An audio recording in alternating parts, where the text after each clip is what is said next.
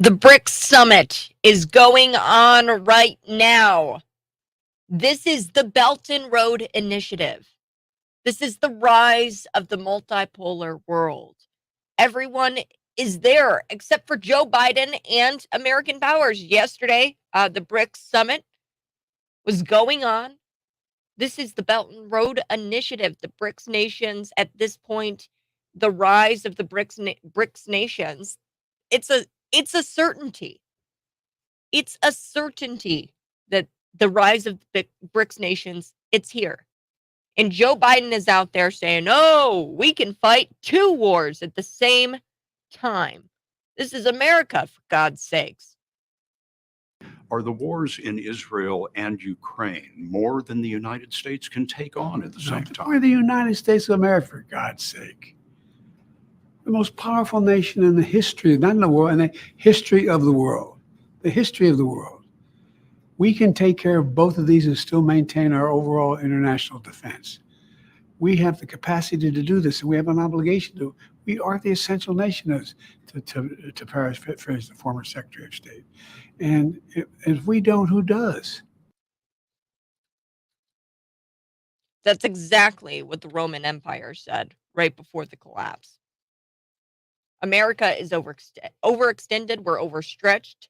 And while America has been sending munitions, ammunition, ammo, intelligence, and focus to Ukraine, we're now going to enter into this new proxy war in the Middle East. We've got potentially 25,000 Americans, 25,000 American troops there right now in harm's way.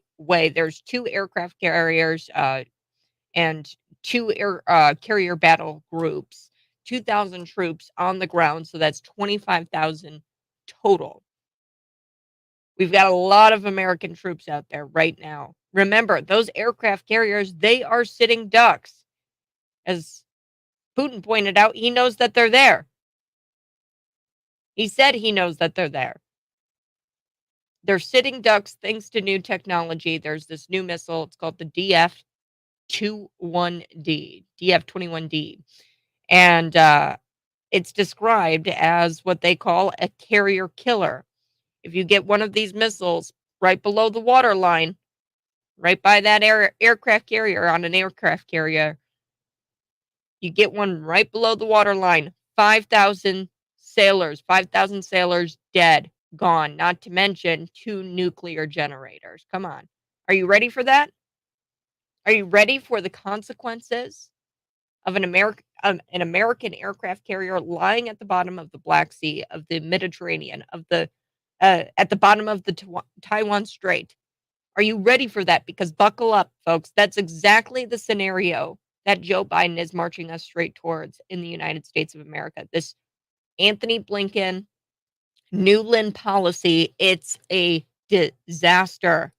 It's a disaster. I watched the address yesterday. I knew President Joe Biden was going to tie both Israel and Ukraine together because, look, Americans don't support. It's 85% of Americans in every poll say that they do not want to send funding to Ukraine anymore. And he knows that. But who's going to wash his dirty money? Ukraine's been washing this dirty money that he's been sending over there. Who's going to wash his money? So Joe Biden, here's him yesterday linking the two. And this is on purpose, folks. And we're going to get to this here in just a little bit. Here's Joe Biden linking the two, what's going on in Israel. The Americans actually overwhelmingly in polling say that they're for sending aid to Israel. Now, I don't think Israel really needs it. And I've got the numbers break down for you. We're sending 60 billion over to Ukraine, another 10 billion to Israel, and then we're sending 30 billion to Taiwan. This is $100 billion that Joe Biden is now slated to ask Congress for. He's asking Congress for this money to be sent over to all of these other places. And, I told you yesterday, look, they've been ramping up to this for this all week. Why do you think the news, why do you think the mainstream media is constantly talking about Hamas must pay, Hamas must pay. We have to get involved. They've been laying out the groundwork for this moment, this address that happened last night. They want you to be pro-war. And here's Joe Biden linking the two, Ukraine and Israel, and he has to link the two because he doesn't have the American support for Ukraine, but he still needs to wash his money over there. So let's take a listen. Of innocent Palestinians who only want to live in peace and have an opportunity. You know, the assault on Israel echoes nearly 20 months of war, tragedy, and brutality inflicted on the people of Ukraine, people that were very badly hurt since Putin launched his all-out invasion. We've not forgotten the mass graves, the bodies found bearing signs of torture, rape used as a weapon by the Russians, and thousands of Ukrainians of innocent Palestinians. So here he is tying the war in Ukraine to the war in Israel. He's tying them together. Israel doesn't need financial assistance right now. They don't need a large financial assistance package like we're sending right now, but we're sending $60 billion more for Ukraine, and we're only sending $10 billion for Israel. Wake up. Joe Biden is using the massacre of 1,300 Israelis to go get $60 billion more for Ukraine. That's what this is all about. Israel, they're fighting guys with sandals and AR-15s. They're terrible people, but they're like a superpower. Israel with us, they're like a superpower against Hamas. Hamas is just a bunch of guys with sandals and AR-15s. They could wipe them out. They could turn it into glass, Gaza into glass if they wanted to.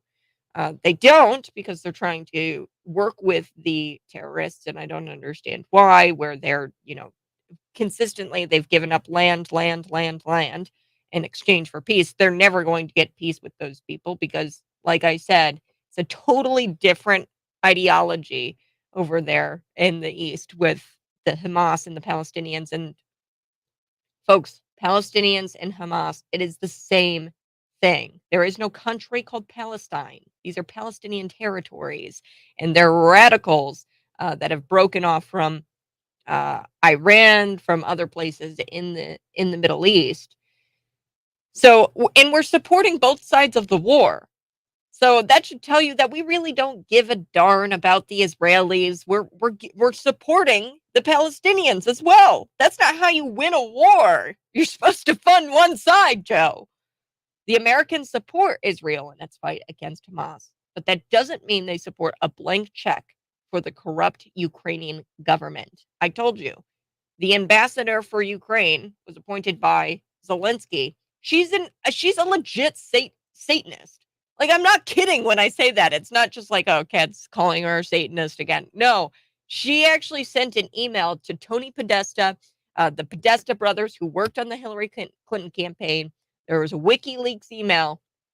She sent an email to them inviting both of them to a spirit cooking, like actually inviting them to a spirit cooking. Look it up. She's a Satanist. She's a witch, an actual witch. And we're sending them a bunch of money. She's the face of Ukraine. We're sending them $60 billion. Why? I don't know. But Joe Biden has lost support in that funding of Ukraine and funding Ukraine. The Americans don't want that anymore. So what does he do? He ties in Israel yesterday. He ties them in so that way we can continue sending blank checks over to Ukraine. All right. I do have to talk about Joe Biden issuing this worldwide caution alert after the Hamas terrorist attacks on Israel and these anti-American protests happening actually in America. We've got pro-Palestinian protests. We've got Democrat insurrectionists storming the congressional buildings. I told you guys about that. And, I'm sitting here waiting for an October 18th committee. That's when they stormed the Capitol and they were insurrectionists. You can't occupy a Capitol building or a congressional building while business is being conducted. And that's not my words. That's the Capitol Police's words. But they just said, yeah, we'll arrest them. It's going to be a catch and release type thing. They're definitely not going to treat them like the J6ers, where they locked him up for 2 years for trespassing without any toilets, without any clothes, without any mattresses. Yeah. Next, I do want to talk about a Georgia man. I think that this story might get some traction. I don't know. It's because it's the winter. I don't know if he's the next George Floyd or not. But Georgia man Leonard Allan Cure, he was fatally shot after attacking an officer during a traffic stop. The guy was going 100 miles an hour. The cop stops him. It ends with this Georgia man being shot by the cop, and it's all caught on video. It's disturbing to watch, but I think that this guy could possibly cause some more race riots here in America on top of everything else, right? But we'll see. And oh joy, a climate group. They're spending $80 million to tout Joe Biden's environmental record. Yes, they're spending $80 million on advertisements. That's what they're doing. $80 million. If you really wanted to end, climate change, or if you wanted to do something good for the environment, $80 million, I could think of a million different ways you could spend that money and actually do something for the planet. Uh, okay. We're going to get to all of that here on the Morning Buzz. As always, I'm live in studio, YouTube, Facebook, Twitter, and Rumble. You can see me there. Subscribe to my YouTube channel. That's Cat Peterson 929. Cat Peterson, subscribe right now. So let's get into it. The Joe Biden issue, this worldwide caution alert. The United States Department of State has issued this worldwide caution alert. That's kind of scary. And, it's kind of odd in the national, like when he addressed everybody last night, the president, which was so funny, by the way, because it was riddled with jump cuts and it clearly wasn't live. Okay. It clearly wasn't live. The White House pitched it as it was live. Um, it was not live. It was not live. There were several jump cuts. They edited it. They got it out there, and I was actually I was like, wow, did they give Joe Biden an Adderall? No, they cut out all of his ums, ers, ahs, and stumbles and fumbles. So during his address, he talks about how he's going to ask Congress for all of this money, and like he's going to label it as national security. That's kind of scary.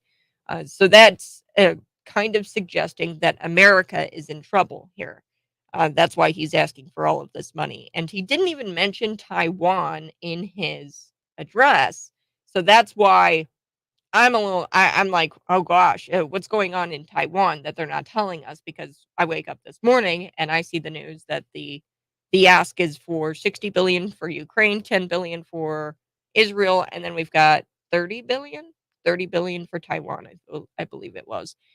So, uh, yeah, I mean, that now we've got this worldwide caution alert for citizens in wake of the war that's broken out in Israel after the Palestinians and the Hamas terrorist group, but I repeat myself there.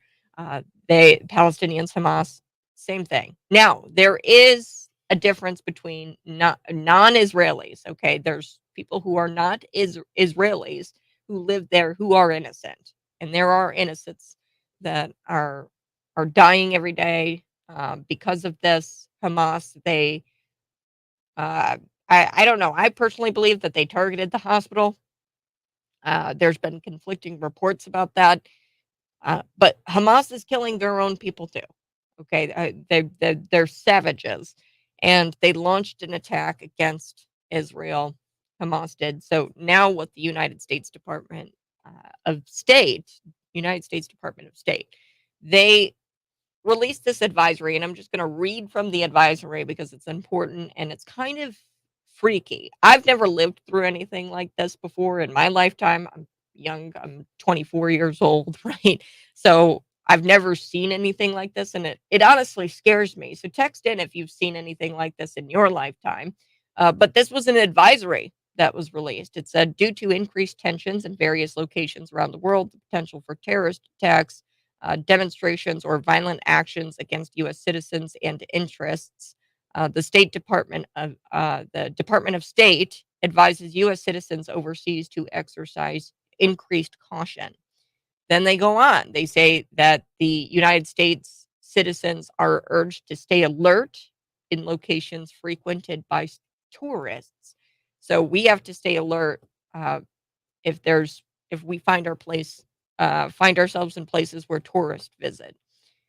The border's wide open. Yeah, of course we have to stay alert. I've been on alert mode since Joe Biden took office, since that border started to open up. Okay, I'm on alert all of the time.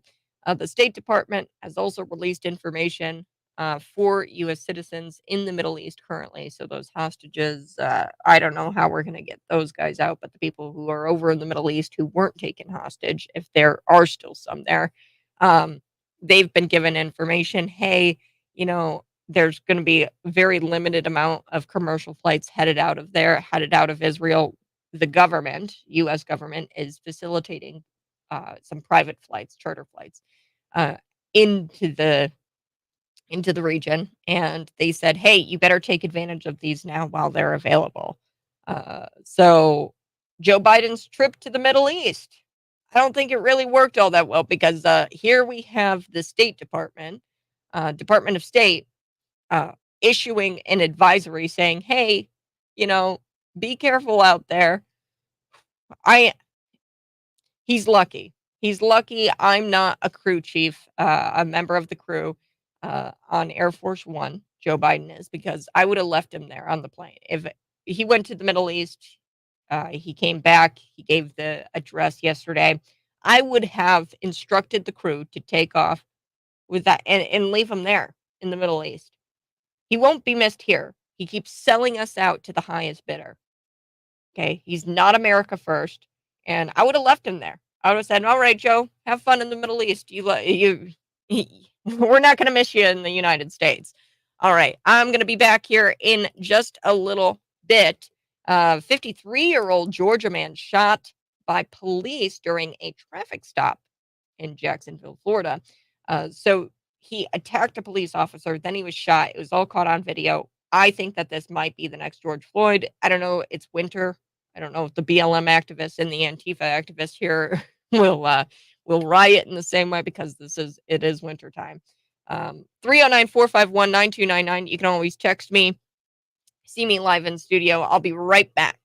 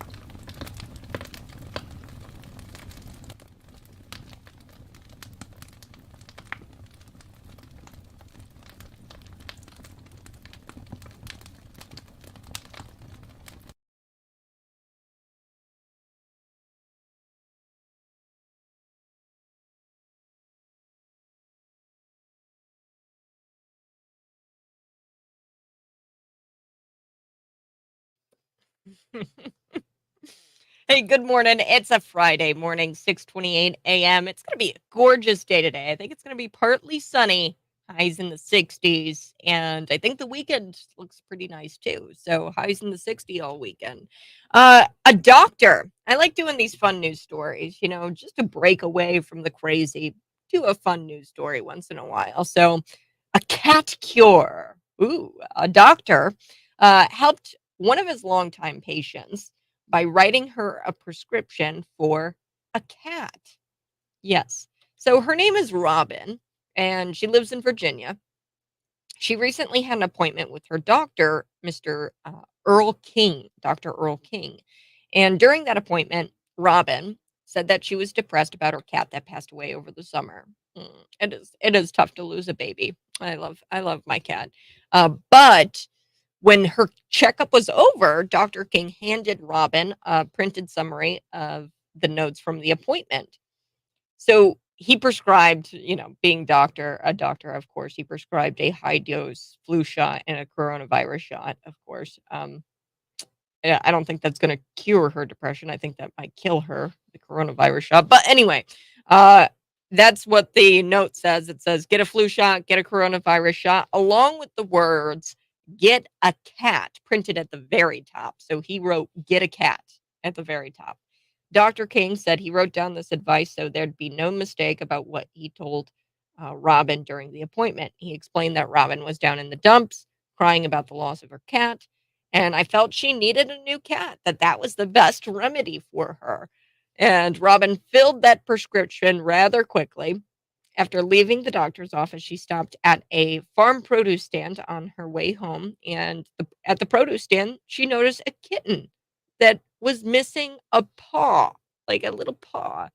And she instantly fell in love. I mean, that's God working, right? He was like, all right, Robin, here's a kitten right here at the farm stand that you just happened to stop at.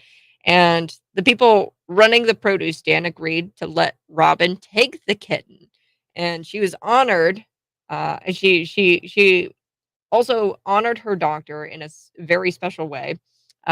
She was grateful for the doctor to write her that prescription. She goes, I decided to name her uh, Earl Lean. So the doctor's name is Earl King.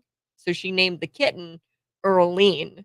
Uh, and he helps me more than just my breathing. He also has taken time to look after my entire well-being. So she I think she's got some issues breathing and things like that. So she went to the doctor to, you know, check that stuff out. But she was also telling the doctor, "Hey, I'm depressed about my cat."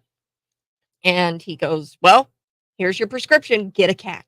Get a cat. You can never have too many cats." I've got 3. Yes. I love my kitty cats, and it's always tough to lose one. So this was God working. She stops at a farm stand, and then she's got the kitten that was missing a paw. Aw, of course you're gonna instantly fall in love. I'm gonna be back on the other side. This is the morning buzz. We're gonna get back to the news. Like I said, this 54 or 53-year-old Georgia guy. Somebody corrected me on the text line. It's not winter. It's still fall. Yes, texter, you're right. It is still fall. I just think it's too cold right now for BLM Antifa to start these race riots again. Race riots. The reason why it happened in 2020, well, there were a lot of reasons, but I think that it lasted so long because it was during the summer. I don't know if they'll kick off with this guy in Georgia, but he was stopped by police during a traffic stop, and then he ultimately lost his life. He was fatally shot.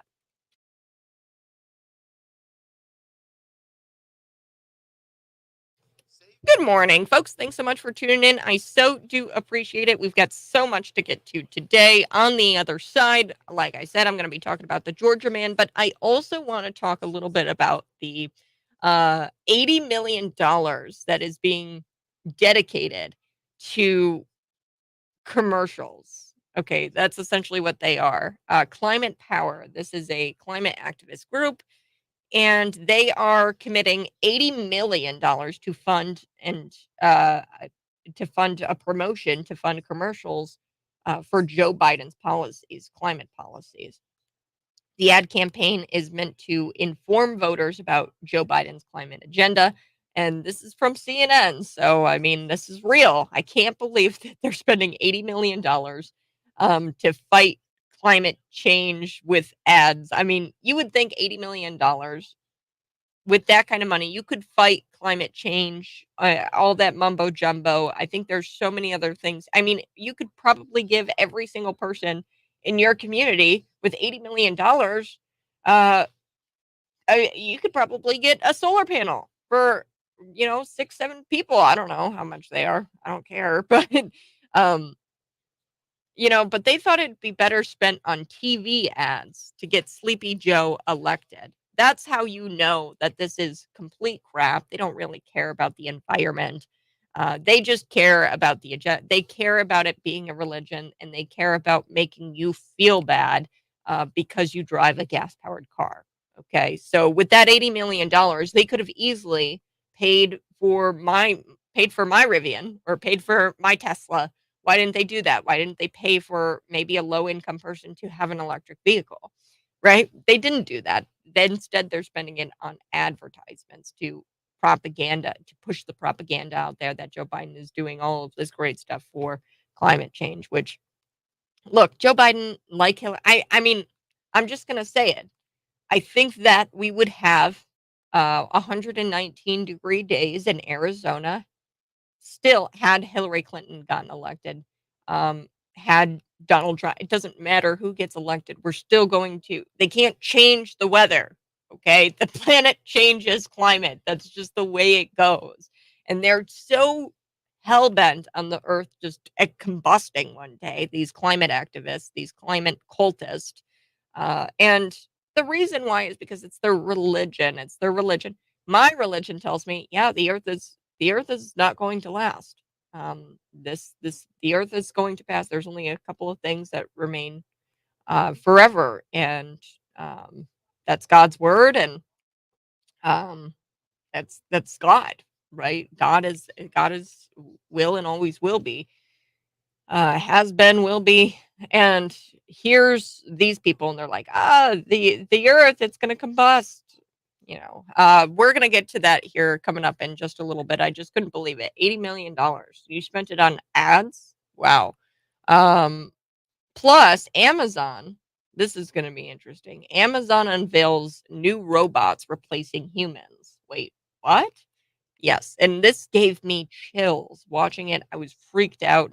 Um, I just couldn't believe that they have created robots that speed up efficiency. They claim that it's going to speed up efficiency in the warehouses. So, Amazon told the Wall Street Journal that it doesn't see automation and robotics as vehicles for eliminating jobs.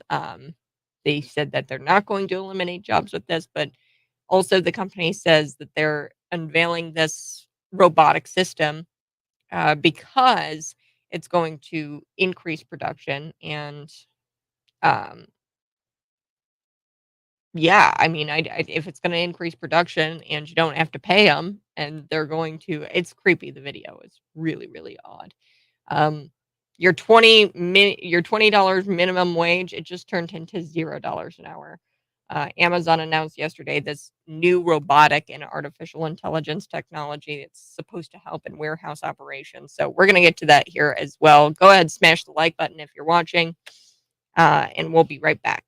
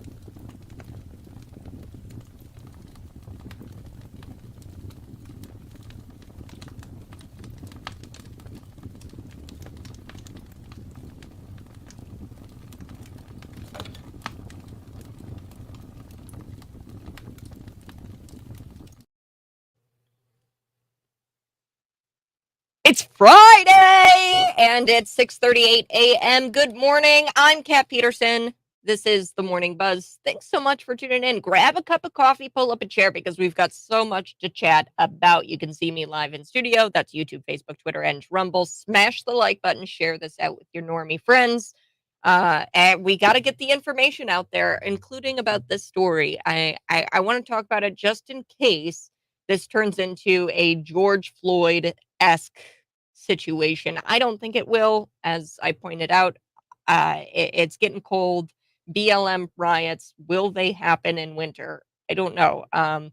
Leonard Allan Cure.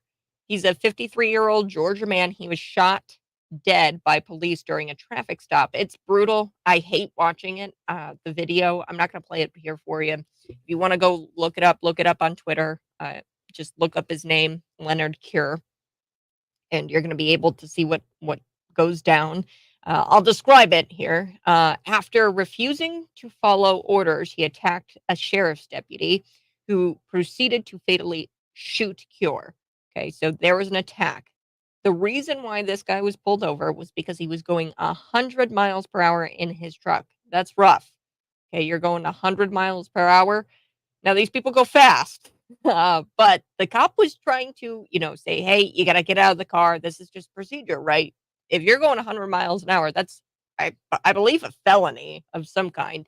But body cam and vehicle footage was released. I watched it. It's brutal. It was released on Thursday morning. I saw it, and I wanted to see and wait. I didn't bring it up yesterday morning because I was like, I wanted to wait and see what they were going to say about it.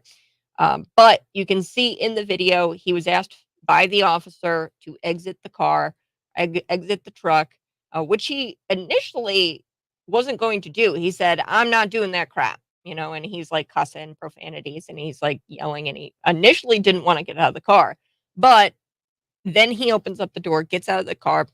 Then he was instructed to put both hands on the back of the truck, and he did that, but he was arguing with the officer about his speed, and then he raised one of those hands into the air. At which point, and throughout the video, you can see the cop. He says, "Look, if you don't do what I say, I'm gonna have to tase you. I'm gonna have to tase you. Please do what I say. Please, what I do." I mean, the officer is practically begging him to just follow the procedure of, hey, you're going 100 miles per hour. I've got to arrest you. This is the law. You got to put your hands onto the vehicle so I can grab your hands and put them on the back of the car. Now, at this point, he's not like punching. He's not throwing hands or anything like that. He's just, verbally being angry. He's verbally angry. And then he raises one of his hands. It looks like he's going to go after the officer, so then he gets tased. This is after several times the officer said, hey, if you don't put your hands on the back of the vehicle and keep them there, then I am going to have to tase you. Like, this is after several times of him saying, I'm going to have to tase you. I'm going to have to tase you if you don't listen. And if you are going to be combative.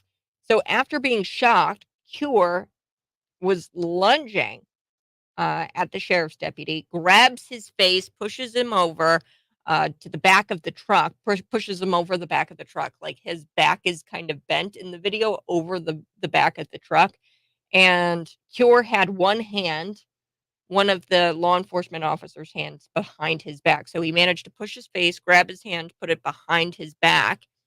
And then Cure put his other hand over his mouth and under his chin. It looked like he was trying to strangle him, the cop.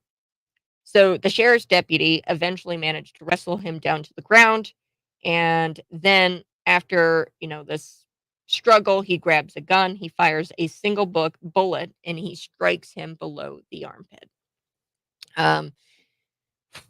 So Cure,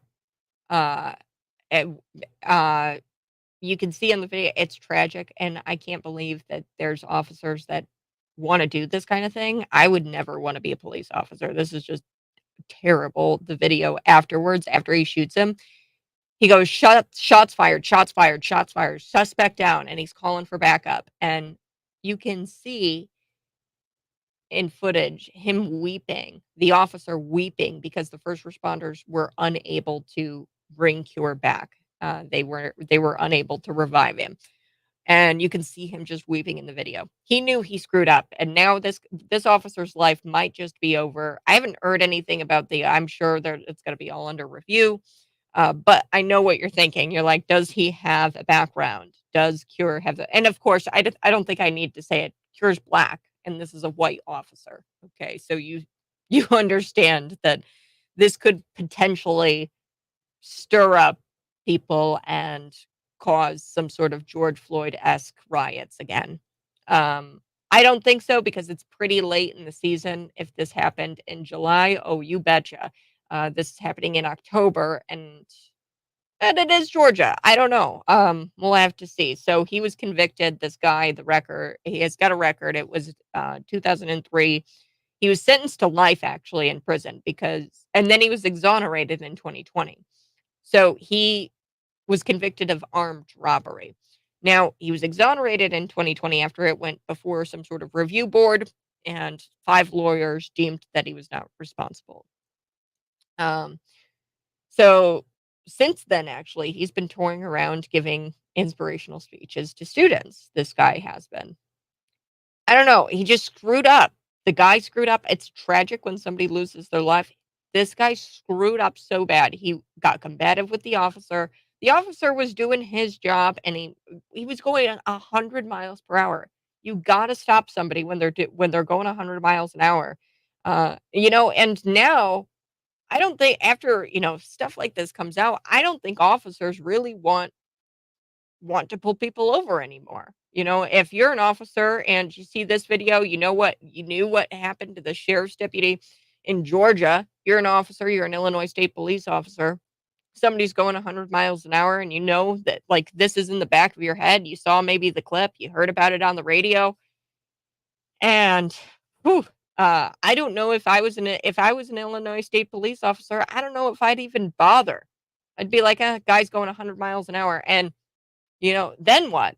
Then you've got all of these traffic incidents, people driving in traffic, dying in traffic incidents, and, just lawlessness. Because now what we're going to start to see, and we're already seeing it on Twitter right now, it's just a bunch of BLM activists and people on Twitter who are calling the cop a racist, right?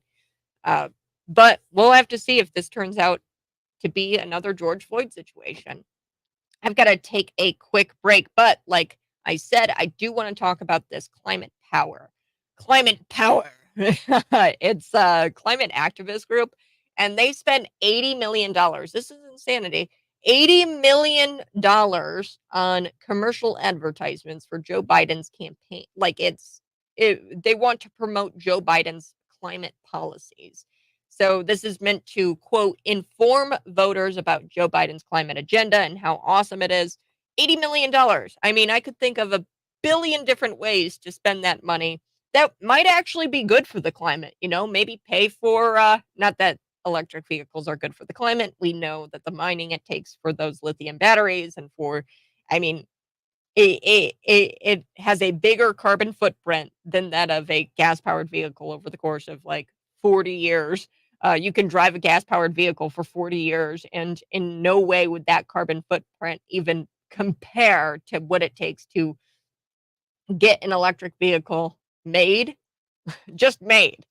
Not to mention all of the maintenance on it and the electricity that those things draw and use. Electricity just doesn't come out of the sky. We burn coal, and that's how we get electricity. But we're going to be back on the other side talking about that $80 million. Not really well spent, in my opinion.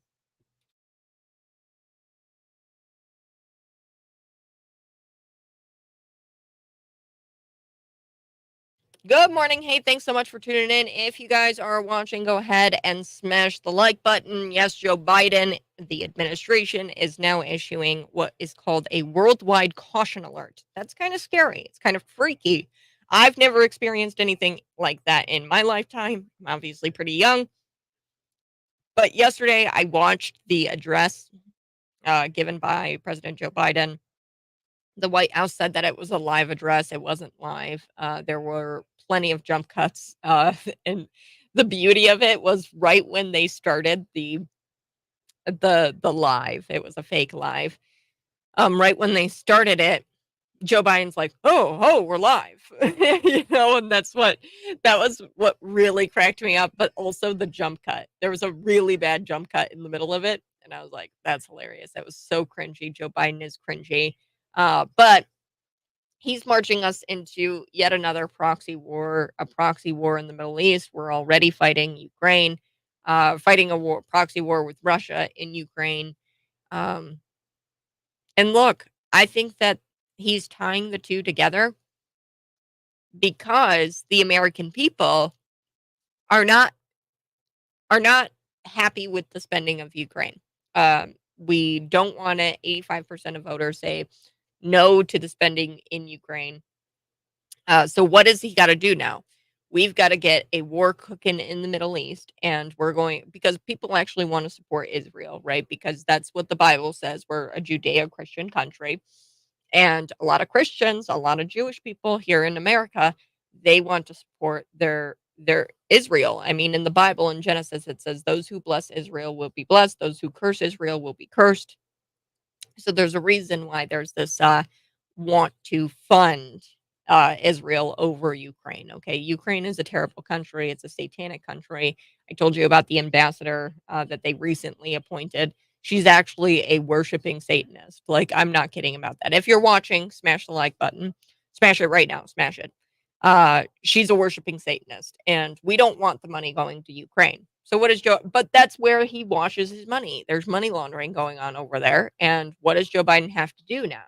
He has to get this Middle East war cooking. We have to get people on board with the Israel war, and he's going to lump these aid packages together. So we don't want to spend money on Ukraine, but we wouldn't mind spending money on Israel. So now he's lumping it all together. And what's really odd is this recent spending package. He's included money to Taiwan.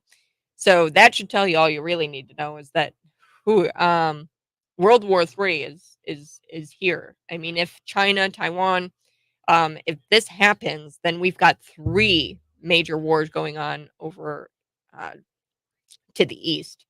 And it's a big deal. We're going to be back talking a little bit about the climate weenies. And then also, I've got to tell you about Amazon. They're replacing you with robots. That's next.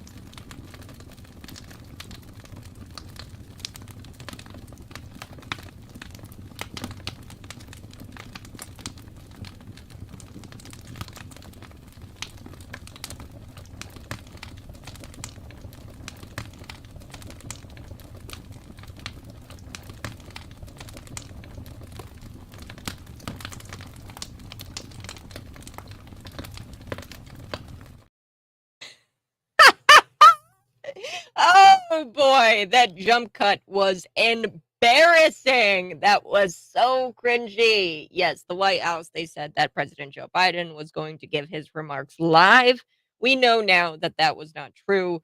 If you watch the actual address, he addressed the nation yesterday in regards to Israel, the Hamas attacks on Israel, and he is now lumping the two together. Okay, he's lumping Israel and Ukraine together.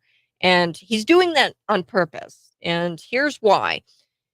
He's doing that on purpose because the United States citizen, we do not want to give money to Ukraine anymore. 85% of voters say that they are not in support of sending aid packages over to Ukraine. But Joe Biden, he's got to wash his money over there. He's, loves giving his money to our money to the corrupt Ukrainian government. Okay. Israel, they don't need a financial assistance package yet. They're fighting the guys in the sandals right now with AR-15s. That's who they're fighting. I think Israel could turn Gaza into glass tomorrow if they really wanted to, but they don't because throughout history we've seen that Israel has given up land in exchange for peace, and they keep trying to do this thing where they give up more and more land for peace. I am going to share that diagram with you in scripture. It does talk about God lays out the actual borders for Israel and what the borders are supposed to be. And poor Israel has given up so much land, so much land. There's parts of Saudi Arabia, Iraq. They're all of that is supposed to be Israel, according to the Bible, according to scripture, which if you are a Christian, you know that is truth. So they've given up land in exchange for peace. It'll never happen because these people are animals. Okay. So, AR-15s, sandals, they could easily take them out, Israel. I do think that they could do this without financial assistance. Joe Biden is using the massacre of 1,300 Israelis to get $60 billion more for Ukraine. So, in this recent aid package that he's pitching to Congress right now, he says, "Hey, I want $60 billion for Ukraine, 10 billion for Israel," which doesn't make a whole lot of sense because if you look at the numbers, there's been more Israeli deaths in just this past couple of weeks since October 7th, I think it was when those attacks happened, those surprise attacks happened. Uh, there's been more Israeli deaths than Ukraine deaths. Okay, so if you're looking at just deaths alone, I would send more money to Israel, right? We should send more money to Israel because they are an ally of ours. Ukraine isn't an ally. They're not a part of NATO, right? This is a non-NATO country. But we're sending them $60 billion and then we're sending Israel $10 billion. Americans actually support Israel in this fight against Hamas because Israel was chosen by God. We're a Judeo-Christian country, and naturally, we all know what Genesis says. It says, "If you bless Israel, you'll be blessed. If you'll curse Israel, you'll be cursed." And uh, Israel, we support them, but that doesn't mean we support a blank check for the corrupt Ukrainian government. Joe Biden wants to continue sending money there. I said that the Ukrainian government is corrupt, and I mean that uh, when I say they're a bunch of Satanists and Nazis. We know that now. Okay, so look at the ambassador. The ambassador is a self-proclaimed Satanist. She emails the Podesta brothers who work on the Hillary Clinton campaign, which is odd. This email was leaked where she invites the Podesta brothers to a spirit cooking. Look, come on, it doesn't get more crazy than that. She's a witch. She's an actual witch. And we're giving billions and billions of dollars. So in total, $100 billion. And this is odd. He didn't mention Taiwan at all in his address last night, Joe Biden. And now we're sending $30 billion to Taiwan. So what are they not telling us? Are you ready for the consequences? Are you ready for the consequences of us sending? I mean, now the total is up to 25,000 American troops are right there right now in harm's way. There's 2 carrier battle groups, 2,000 troops on the ground, 25,000 total. Those aircraft carriers, they're sitting ducks. There's new technology out there. They're going to shoot a missile. they're gonna get one right below the waterline on an aircraft carrier, and it's gonna be a big old missile, 5,000 soldiers dead, 5,000 sailors dead. I see it now. Are you ready for that? Are you ready for the consequences of that? Because buckle up, folks. This is the scenario Joe Biden is marching us towards.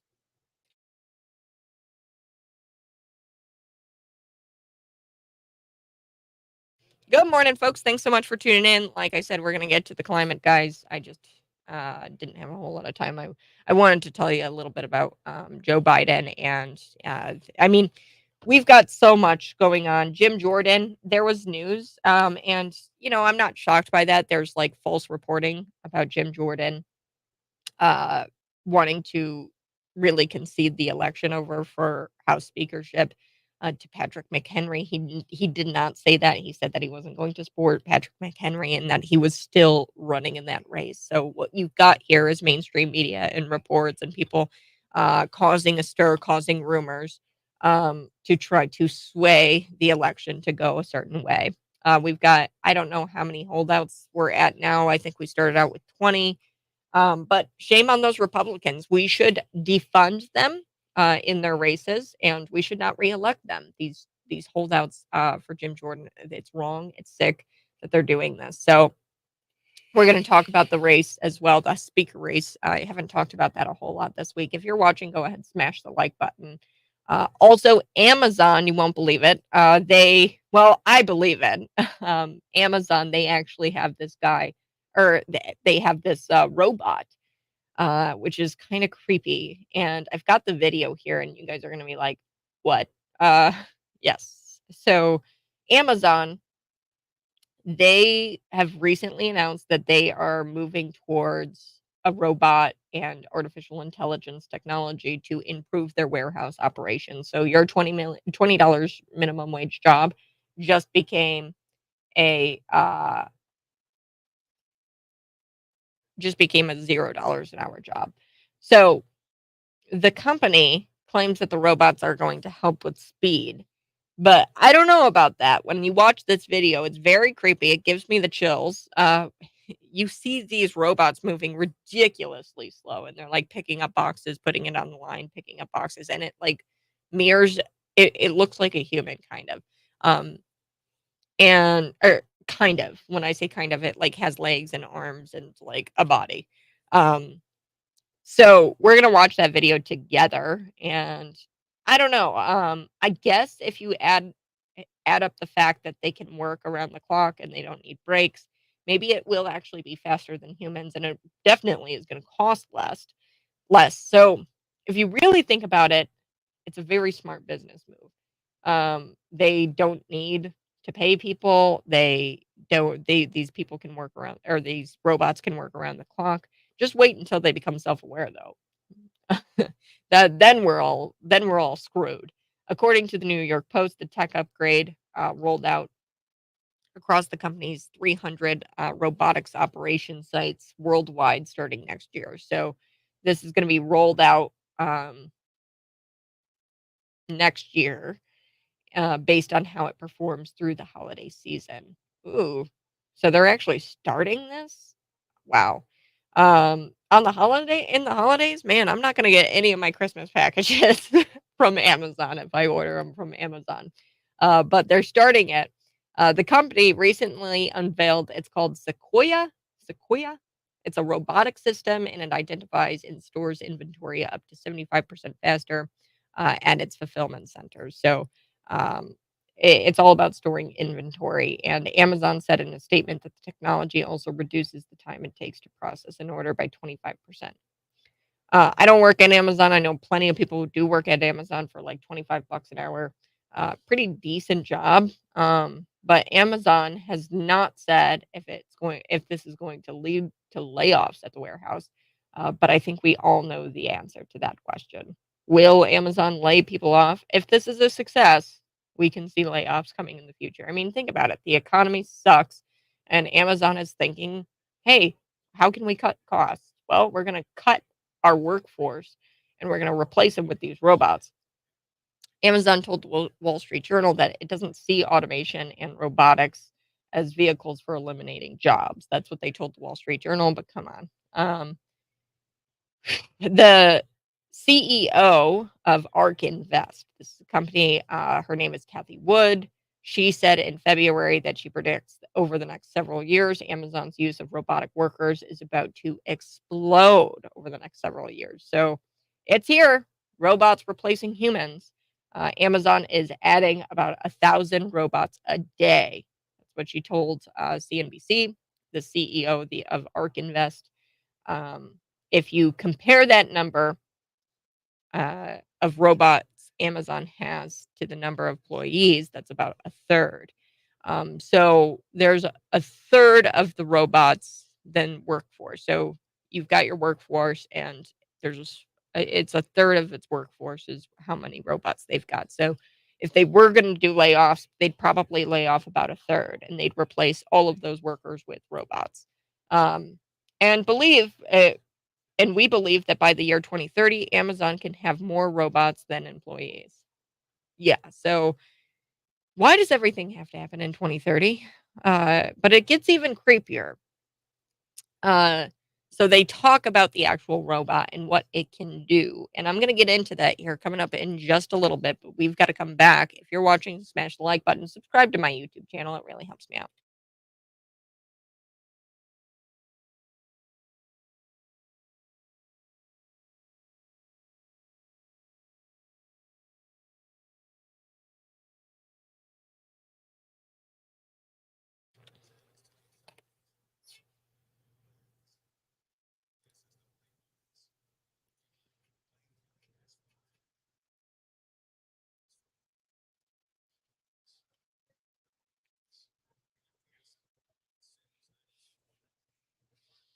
Information Overload Day. So that's what today is. It's National Information Overload Day. Today is a good day to unplug. Yes. So after I'm done with work today, obviously, I'm gonna be getting information out to you this morning. After this morning, though, I am really going to encourage you to just step away, get outside. It's going to be a beautiful day. Highs in the 60s, partly sunny. It's going to be a nice weekend. Just unplug for a little bit today. I know you're probably like me, and that is going to absolutely kill you. I can't stay unplugged. It is a habit. I wake up, I look at the news. I go to sleep, I look at the news, and I'm constantly consuming news, news, news, news, news. Whether that be local news, state news, national news. More recently, I've been really plugged into the national scene because, or the even the international scene. I've been really plugged in because of this Israel being attacked by Hamas. Like I said before we cut to break, are you ready? Are you ready? Because we are headed towards, and I'm gonna call it now. I think that one of these aircraft carriers it's gonna be shot at with one of these incredible missiles, new technology. You can get it right there on one half of the aircraft carrier. This is gonna be, and look, Putin has even said, "Hey, you're getting kind of close to our missile range there, United States, with your aircraft carriers. I'm just telling you." He goes, "That's not a threat. I'm just telling you." Okay. So 5,000 sailors. That's what I'm thinking. We're going to see 5,000 sailors dead. Not to mention the two nuclear generators that are on those aircraft carriers. We're going to see a missile take those out. We have potentially 25,000 Americans over in the Middle East right now in harm's way. 2,000 troops on the ground. And look, Joe Biden's out there. He's saying that America's awesome. America's so great. Yeah. Look, I don't believe in America. I love America, and this is my home, but I don't believe in America anymore. He's sitting up there yesterday with his national address that wasn't live, by the way. There, it was riddled with jump cuts. It was quite embarrassing. But he's sitting up there and he's saying that, oh, we've got to fight for democracy, fight for democracy. We have to, America is the best, and we've got to fight for democracy. And he goes, still, America's the best, still, still, still. Well, the emphasis, it tells me all I really need to know. You wouldn't need to emphasize that we're the best or best country still. Uh, if you thought that we were the best country, we're not. He knows that we're not, because we jail people for 2 years for trespassing without clothes, without a bathroom, without mattresses. We imprison, or we attempt to imprison, former presidents. We lock people up for sharing memes on social media, for posting things online, jokes online. We lock them up for 7 months. Talking about Douglas Mackey. We don't have so-called democracy here in the United States. Okay. We got to fight for democracy. We got to, oh, what are you talking about? Our society is crumbling. And you're going to sit there and say that we got to stand on some sort of moral high ground? Come on. Come on. Are you ready? Buckle up, folks. Joe Biden, he's marching us straight towards the end of the United States. It really is, because look, the Roman Empire, they said the exact same thing Joe Biden says. The exact same thing right before the collapse. They said, uh, the Roman Empire will never fall because it's so great. Look, people don't. The Roman Empire falls when people stop believing. When people stopped believing in it, that's when it fell. All right, I do have to switch gears. I want to talk about the $80 million, because I think that this is pretty funny. So this group, it's called Climate Power, which is odd. It's a weird name, extremist name. But it's a climate activist group, and they've got $80 million. And what are they doing with that $80 million? They're purchasing ads for Joe Biden to promote his climate policies. The ad campaign is meant to inform voters about Joe Biden's climate agenda. That's according to CNN. So you would think $80 million could go towards a lot to do, like, with fighting climate change or whatever that mumbo jumbo is. Like, they believe that an electric car fights climate change. Okay, with $80 million, you could probably purchase, I don't know, about and maybe a small neighborhood. You could probably get an entire neighborhood to get rid of their gas powered car and buy them Teslas or buy them Rivians, right? With $80 million. But no, instead see, and this is how you know that this isn't about climate change. They don't actually believe that the world is going to combust. And if they actually believe the world's going to combust, it's just some sort of weird religion. And they just want to make you feel bad. They want to make you feel bad because you don't subscribe to the religion that the world is going to combust if you don't have an electric vehicle. It's a weird religion. It doesn't even make out, or if you don't compost or whatever. So $80 million for TV ads to get Sleepy Joe elected. That's how you know that this is not about climate this is not about the earth. They don't actually believe in the stuff they say. Otherwise, they'd be using this $80 million, I don't know, to build another solar industrial plant, or they'd give people electric vehicles. And I'm going to read what they said on X here. They said, "Can $80 million teach Americans what's in President Joe Biden's clean energy plan? Here at Climate Power, we're banking on it." That's what they said in this tweet.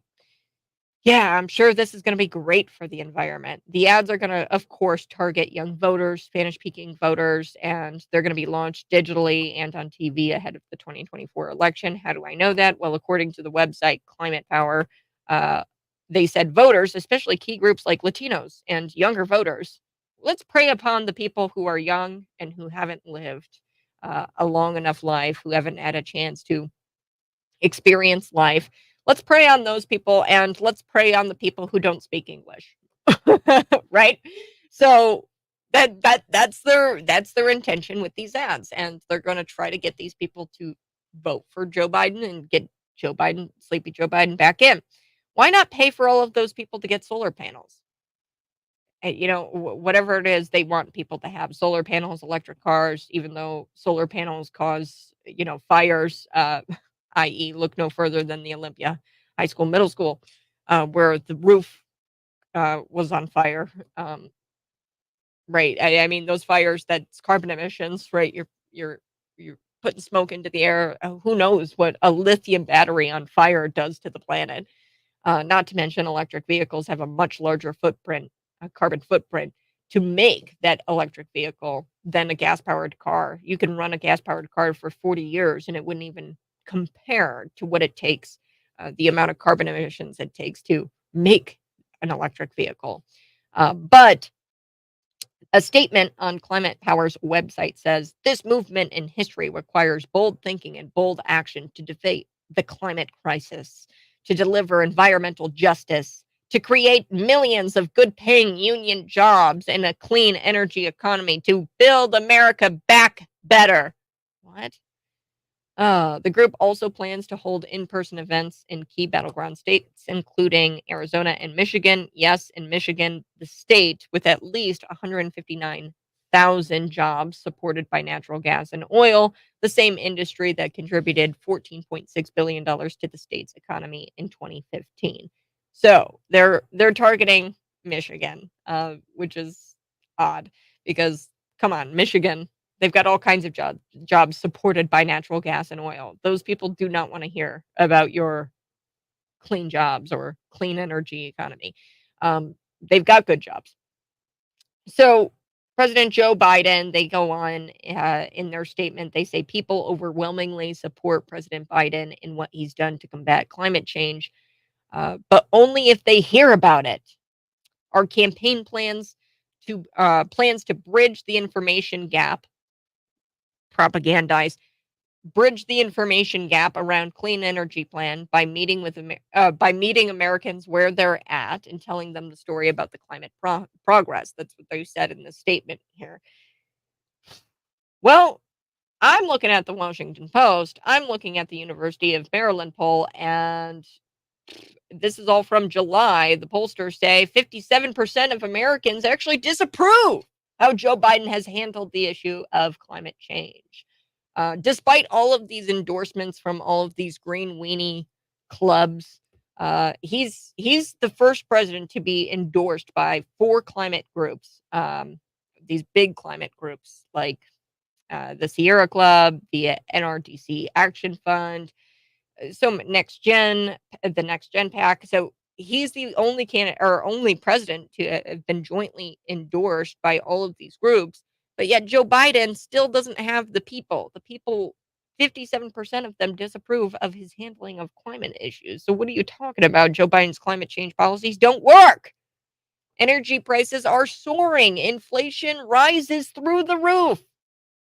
I really don't see how you're going to convince the voters that Joe Biden can control the weather, because that's essentially what they're doing with these campaign ads. Yeah, Joe Biden, he can control the weather. The energy prices have only been increasing since Joe Biden took office. So every summer, Democrats tend to complain about the hot weather. Okay, even though it used to be considered a natural phenomenon. And we're like, oh, it's hot, summertime. Yeah, it used to just be something that happens, but now Democrats say that it's because of climate change. You guys remember Hillary Clinton tweeting out the infamous tweet, hot enough for you? Think a MAGA Republican, or better yet, vote them out of office. You guys remember Hillary Clinton saying that rather than spending so much money for media to broadcast a 30-second message, why don't they spend that money on putting air conditioning units into low-income households, right? $80 million. You could probably get people AC units. You know, they're always complaining about how hot they are. But I guess if they actually tried to make effective changes, Hillary Clinton, she couldn't blame the MAGA Republicans for, the hot weather in the summer. So they're not actually going to try to make effective changes with the $80 million.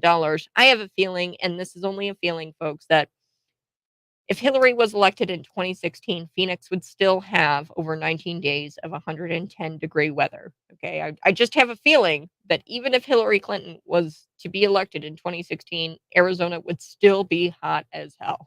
Okay, but that's just a guess. That's just my guess. Democrats can't control the weather. Don't let them make you let them make you think that they can control the weather.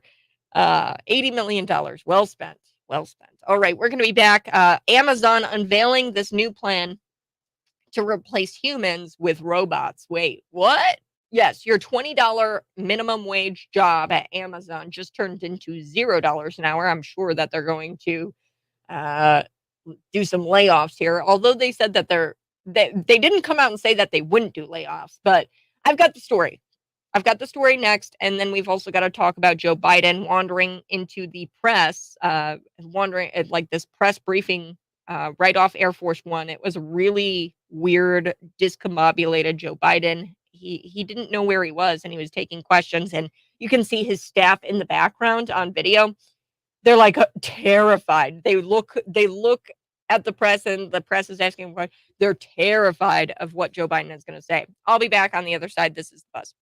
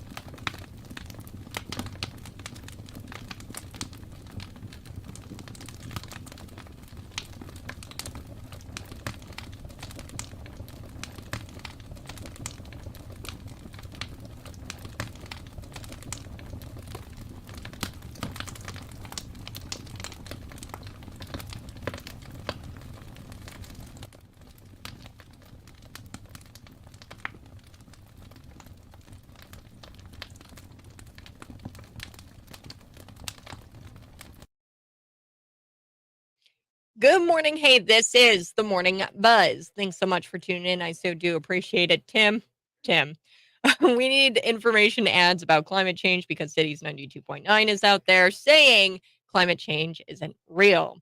Well, come on, Tim. First it was global warming. Now it's climate change. Which is it? And first of all, we've got climate changing all of the time. As I just told you, 19 days, 110 degrees in Arizona. There's things called seasons.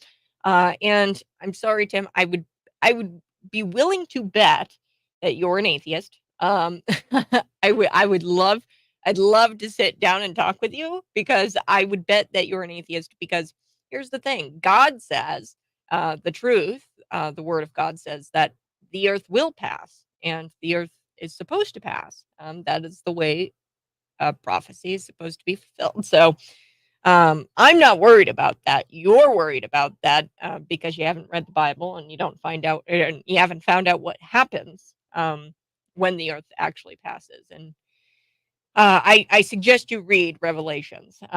You'll find out how the earth passes and why. But yeah, that's why these climate change weenies, the climate weenies, they are so freaked out by the Earth passing, because they know that this is going to be their land in the end times. They know that they are going to have to be here for when the Earth actually dies. God says that the Earth will die, and I'm not. I'm comfortable with that fact because I'm not going to be here when when all of that stuff happens. The climate weenies probably 9 times out of 10, they're gonna be here and they're gonna have to deal with that. Climate change, yeah, I'm not saying that it's not real. The climate changes all of the time. It's called summer, winter, it's called summer, winter, spring, and fall, okay?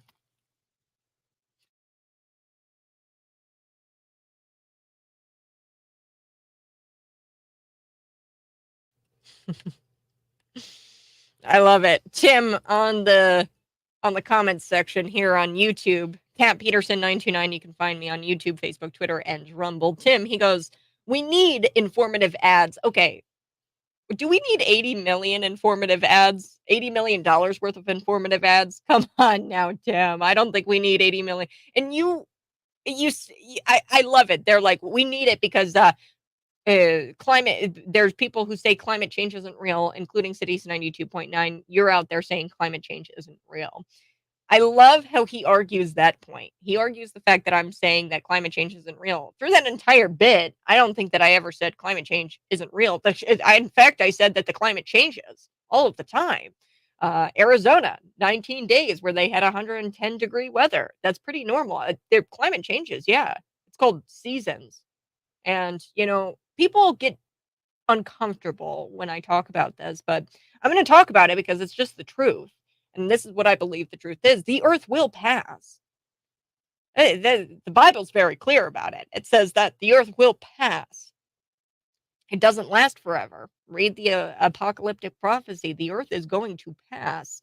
And I'm not going to be here to watch it all unfold. I don't have to watch the giant hailstorm or I don't have to watch the rivers driving up, Euphrates River drying up because I won't be here for it. I'll be in heaven raptured. That's my belief, okay? And I know that's the truth. And these people are all freaked out about climate change because guess what? They know that they're going to be here in the end times on Earth, and they're freaking out that the Earth is going to pass because they're going to be here on Earth. They're worried. So I like this comment as well. Zane, he says, "I'm Gen X. I've lived through global cooling, global warming. Both narratives have fallen on their ass. Now it's climate change." So yeah, Tim, you can't blame me for not believing in believing in this climate change religious cult, the climate cultist hysteria, because it's changed so damn often. It's like 1 minute it's global warming, the next minute it's global cooling, the other now it's climate change. I'm waiting for the next 10 years what they're going to call it. I wonder what they're going to call it. So yeah, I wanted to address those comments. We were talking about the $80 million that this climate power is going to be spending on TV commercial ads for Joe Biden. And I just pointed out that for $80 million, you could buy everybody a Tesla, buy an entire neighborhood a Tesla. I like this comment here, Bob. He says, with $80 million, you could buy a little island and have it be completely, totally green. You could have all of the solar panels you want. You could have all the Teslas you want. You could have all the compost bins that you want. You could have a totally green island for $80 million. But instead, they are using that money to get Sleepy Joe reelected. That should tell you that this isn't about the climate. It isn't about the earth. They don't care about that. It's a talking point for the left. It's a talking point for Democrats. And they think that it's going to get them elected. All right. I do want to shift gears. Let's talk about first. Let's talk about Joe Biden, Mr. 81 million votes. He visited Israel on Wednesday, and it wasn't one of the worst international performances done by our commander in chief, our puppet in chief. There was only like one embarrassing moment at this public event where he visits Israel, but he got back on the plane, and that's where things kind of got Biden-y, was on Air Force One. Now, what should have happened was somebody should have put Joe Biden down for a nap right after he got onto that plane. They should have read him a bedtime story, got him a warm glass of milk, tucked him in, and locked the door from the outside. Sadly, for the White House and for America, uh, but yeah, I'm not sad about it because now I've got content. I've got content to share with you, so I'm not sad about it at all. But sadly, for White House and for America, they took their eyes off of Joe Biden. They didn't tuck him in. They didn't give him his glass of milk. They didn't read him his bedtime story right after visiting in Israel. They they they let Joe Biden wander. Oh no. Oh no. Yes. He wanders into the press area of the plane for the first time ever. So he wanders, he goes there, and then he puts on a performance where his brain was the walking embodiment of what liberals would say, what liberals said would happen to the internet if it would be if they didn't pass net neutrality. See what I'm doing there? Yeah, liberals, they said that if they didn't pass net neutrality, that the internet would be slow. Here we are. Internet's faster than ever. Okay. Now under Joe Biden, I think they put in net neutrality. Donald Trump, he got rid of net neutrality. Anyway, his brain was slow. Joe Biden's brain was slow. Here's what it sounded like. Joe Biden, like I said, he got in, somehow managed to get into the press area of Air Force One, and his brain was just, I mean, it was mush. It was pudding. There's nothing else to it. Let's take a listen. Here we go.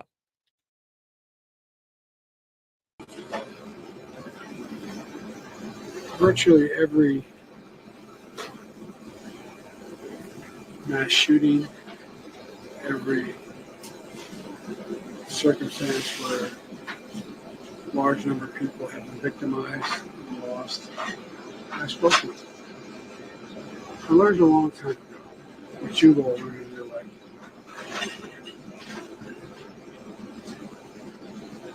Oh boy. When someone's going through something that is beyond their comprehension, that they ever thought they'd have to go through. If they see someone who they think understands that maybe they're through something not the same but similar, it gives them some sense of hope. All right. I'm not going to bore you with that anymore. I mean, it was just long pauses. He goes, virtually every shooting, every circumstance where large number of people have been victimized and lost, I spoke to them. And I mean, he just goes on this weird rant, and I mean, his brain is mush. His brain was mush. What should have happened was they tucked him away, but the White House, they allowed him to get out there and stumble his way into the press area of Air Force One in a long-winded speech. He wasn't sure if Hamas purposefully blew up the hospital or tried to blow up the hospital. He didn't know if it happened on purpose. I think that it blew up. They purposefully blew up the parking lot next to the hospital. It depends on the news you read, but there's all kinds of information out there about the Gaza hotel or hospital and who blew it up. So here's what Joe Biden said about that in the press area. I mean, and the beauty of this is that all of the people, his like puppeteers, his staff, they're like looking at this and they're like, "Oh no, he got out. He got out of the cabin of the plane and he wandered. He wandered." And they're looking on in terror. They're like, "What is he going to say? Please don't say anything that screws us over, Joe." Let's take a listen. What about getting people out? Guys, we got people evacuate. The answer is we're going to get people out, but I'm not going to go into any detail with you now. All right, we got to wrap up, guys. We got to wrap up. What about getting people out? So there you hear Kieran Jean-Pierre in the background, and she's saying, hey, we gotta go, we gotta go, we gotta go. Enough's enough. When I say elder, you say abuse. Elder, abuse. I find myself wondering who dropped the ball here. Who dropped the ball? And I don't mean about letting Joe Biden take questions from the press. I mean letting him stay president this long, let alone letting him run for re-election. He shouldn't be running for re-election. Even the most cynical of power-hungry progressives know that this guy needs to be put in a home where he's given his pudding and not national security briefings. This guy should not be getting national security briefings. Look at him. Were they expecting him to decide not to run for re-election on his own? Were they caught off guard that Kamala Harris wasn't going to be a viable alternative? Did they assume the Hunter stuff would take him out, Joe Biden? It's like everyone is waiting for someone else to tell Joe Biden it's time to go. That's what I feel like is going on here. You know, like when you come across like a car accident and you're like, oh, somebody called that in. I'm sure somebody called that in. It's like everybody's waiting for somebody else to tell Joe Biden to go home. As a result, we get stuck with this guy who literally has pudding brain.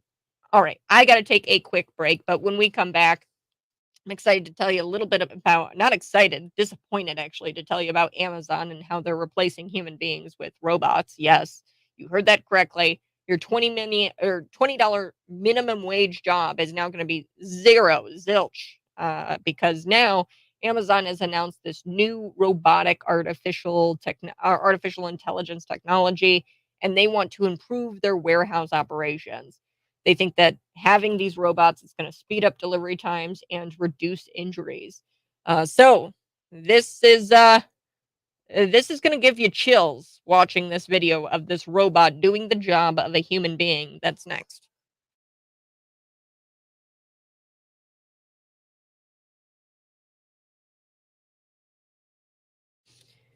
Good morning. Hey, thanks so much for tuning in. I so do appreciate it. Go ahead and smash that like button. He's Obama's puppet. Yeah. There's no way that this guy, I mean, we should be handing him pudding at night. We should be giving him a warm glass of milk at night and not national security briefings. Okay. That's just my take on it. The fact that this has gone on for this long, why have we not invoked the 25th Amendment? I feel like, that this is why that amendment exists. This guy is incompetent. He cannot function even as a human. And it's very clear by that video. And you can see his staff. They're like freaking out. They're like, oh my gosh, he's going to say something. I can't believe we let him out. They should have locked the door from the outside and waited until the press cleared out. But no, he got off Air Force One. He was like totally just discombobulated. But yes, we are going to be getting to Amazon. They're replacing human beings with robots. We also have to talk about how Joe Biden issued a worldwide caution alert, which was kind of freaky for me. He's telling people who are in Israel right now, hey, we've got private planes coming to you, or charter planes, flights coming to you. You need to get on one of those right away and take advantage of the fact that we've got these flights coming in towards you, because commercial flights aren't flying out of there anymore. They're very limited. So we're going to be trying to get people out of Israel, our hostages. I think that they're a lost cause at this point. I don't think that Joe Biden is planning on getting those people back. Just much like the 13 American service members who died in Afghanistan. Okay, I don't think that he's focused on getting Americans back. I think he's focused on tying Israel to Ukraine, so that way he can spend more and more money in Ukraine because it's a corrupt country, and he's washing his money over there. Okay, so he wants to keep giving money to a corrupt government, the Ukrainian government. And it's clear because look at the aid package that he's talking about. It's $60 billion to Ukraine, $10 billion to Israel, and $30 billion to Taiwan. What do you mean? Israel is the one where Americans actually support providing financial aid. I'm going to be honest with you. I don't think they need financial assistance right now because Israel could probably turn Gaza into glass if they wanted to the next day or tomorrow. They're fighting a bunch of dudes in sandals and with AR-15s. Okay.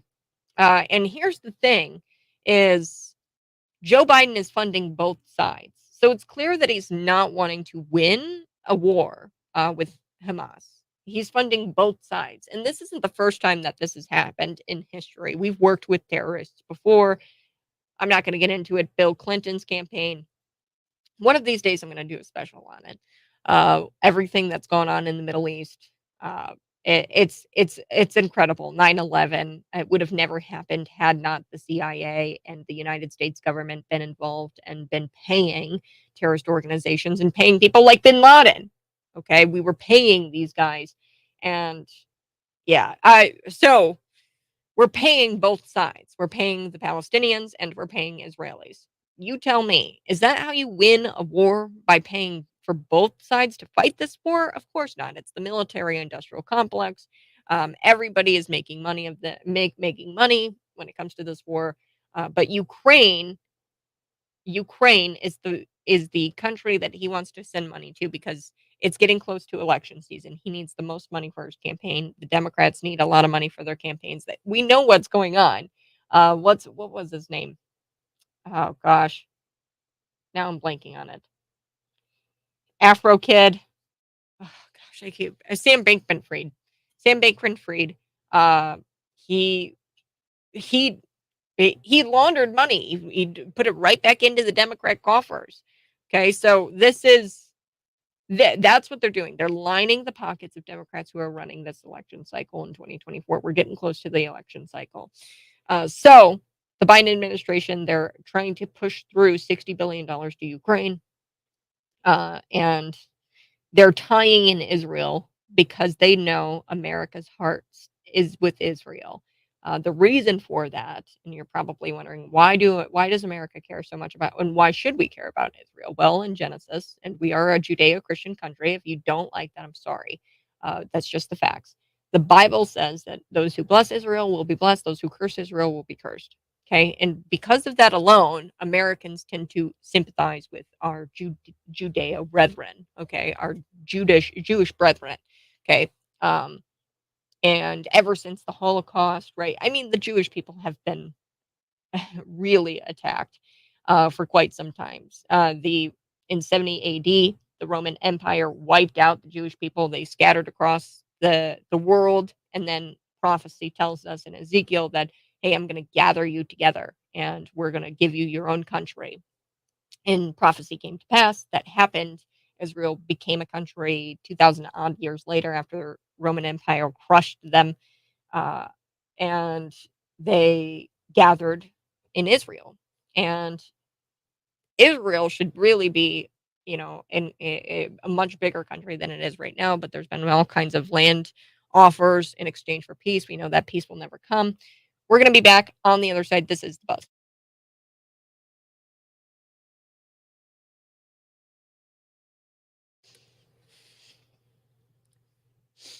They're lumping it all together.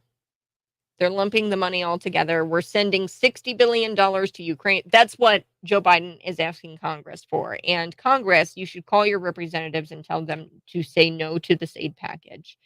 We do not want hyper escalation is here. And I think that the only way this ends is death of Americans, death of American soldiers. 25,000 of them are over there right now in the Middle East.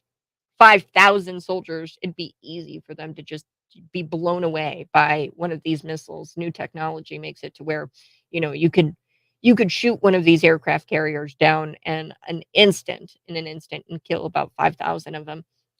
And look, he's marching us right towards the end. He's marching us towards the end.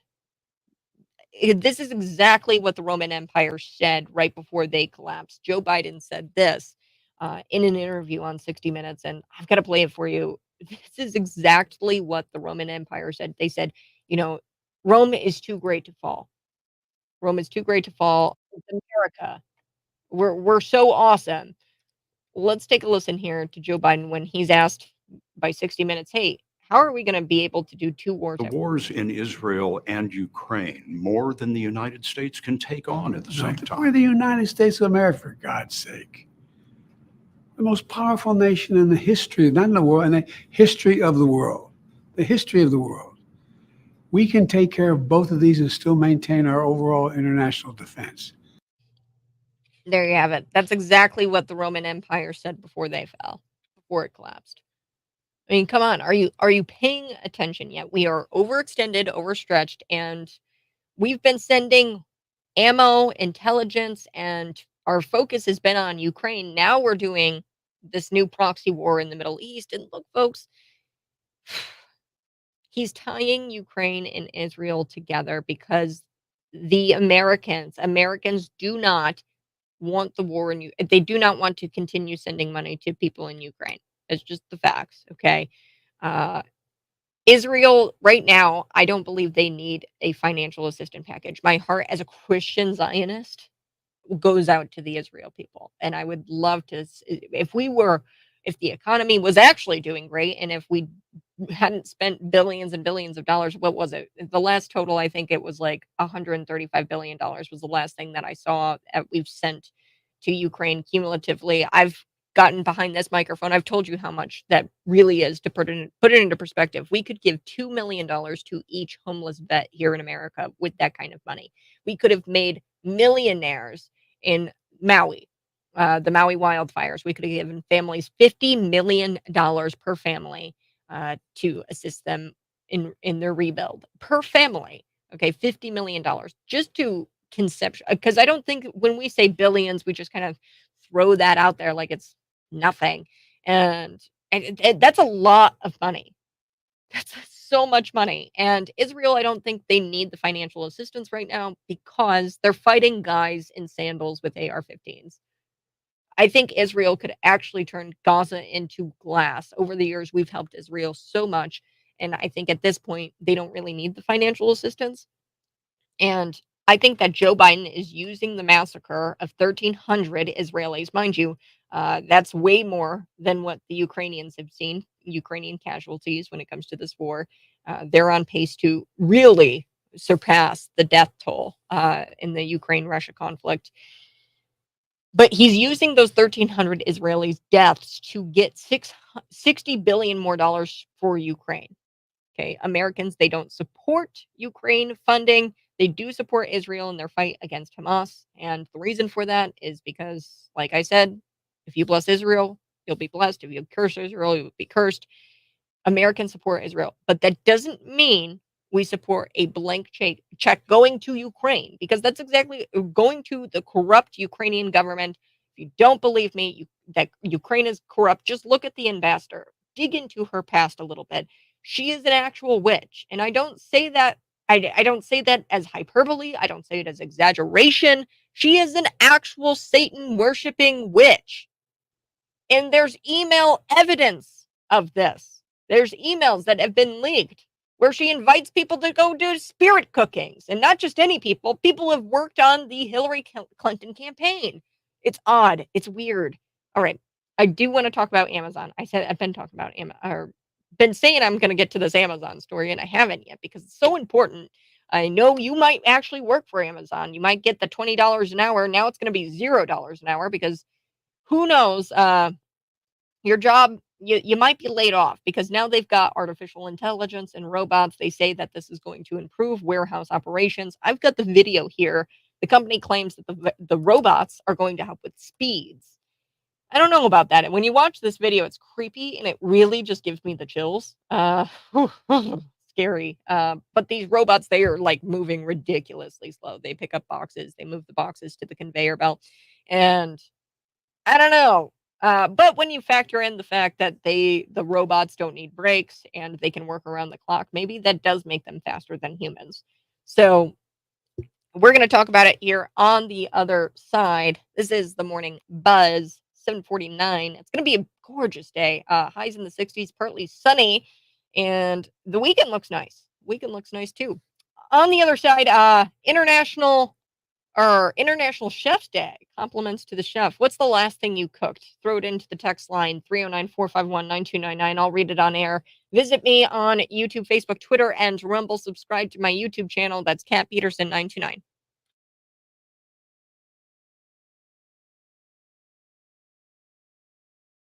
Good morning. Hey, if you're watching, go ahead, smash that like button. Yes, Zane.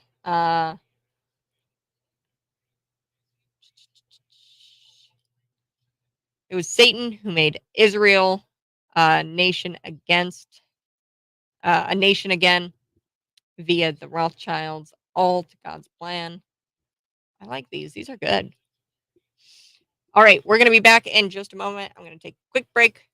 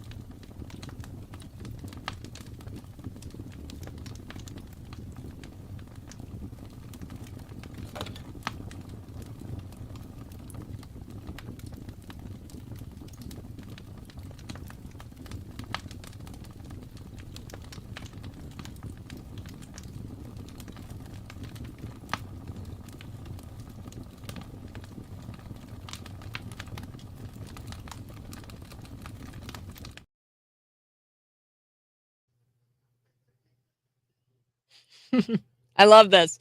Made mom tuna casserole. Aw, and took it to the hospital. Favorite foods, aid healing. Yes. Aw, Esther, I'm so glad that you texted in and told me a little bit about something you cooked last. Today is International Chef Day, and I love cooking. I love cooking. I'm a big meatloaf person. My meatloaf is spot on. If I do say so myself. Last thing I cooked, I'm really into soups around this time of year. I cooked a chicken gnocchi soup. I tried to do the same soup as the Olive Garden soup. It turned out really well. I forgot the salt, so I had to add that much later. I tend to forget the salt a lot of times. So, yeah, I really enjoy soup on a cold day in the fall. Today is also information overload day. So this is a good day to unplug. I'm gonna be honest with you. After probably about 5 o'clock today, I'm gonna unplug. And that's really I the last time I unplugged, I couldn't even tell you. I don't know. Maybe when I was on vacation back in August. But today is a good day to unplug. The world is crazy. I watched that I mean, the national address of Joe Biden yesterday, and it was a joke. It was an actual joke. Like, literally, they said that he was gonna be live and he was gonna address the nation live. Well, they lied to you. He didn't address the nation live. They lied, and there was plenty of jump cuts. They edited the video. It wasn't live. They pretended it was live, and they aired it live, but it was a fake live. So they lied to you. And, I think that we just need a digital detox. I encourage you this weekend, uh, tonight, after work, just unplug. Just don't look at the phone because the world is crazy. We are going to talk a little bit about Amazon. Like I said, they announced that they're going to be implementing this new robotic and artificial intelligence technology to improve their warehouse operations. It's very creepy. And you guys can't, I'm not going to play it over the radio, but I'll play it on the stream. It's the video of these robots, and they've got like two arms, two legs, a face and some eyes, and they move kind of slow. So I don't know how Amazon is going to pitch this as like, oh yeah, it's going to increase production. When you factor in, I guess, that the robots don't have to take a break and they can work around the clock, maybe that makes them faster than humans. If you really think about it, it's a smart business move. But us as humans, I think that we need to be pro-human. Yes. So in the New York Post, they say that the tech has been upgraded and they're planning on rolling out these robots, 300 robotics operation sites. So they're going to start rolling these out next year. Now they're going to do a trial run this holiday season, from what I understand. They're going to base how many robotic operation sites they're going to have out there. They're saying that they want to release 300 of these operation sites next year, but they're going to do like a trial run this holiday season with these robots. So the company recently unveiled the Sequoia. That's what it's called. It's a robotic system that identifies and stores inventory up to 75% faster at its fulfillment centers. Amazon said in a statement that the technology also reduces the time it takes to process an order. So we're going to talk about that. Robots. Let's just pray that they don't become self aware.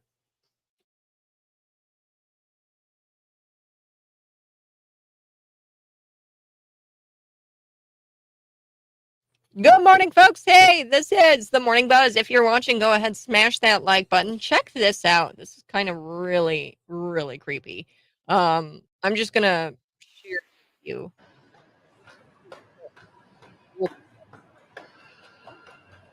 Uh, Here we go. It's gonna. It's got the. It's got the box. And then it puts it on the conveyor belt. Ooh, creepy.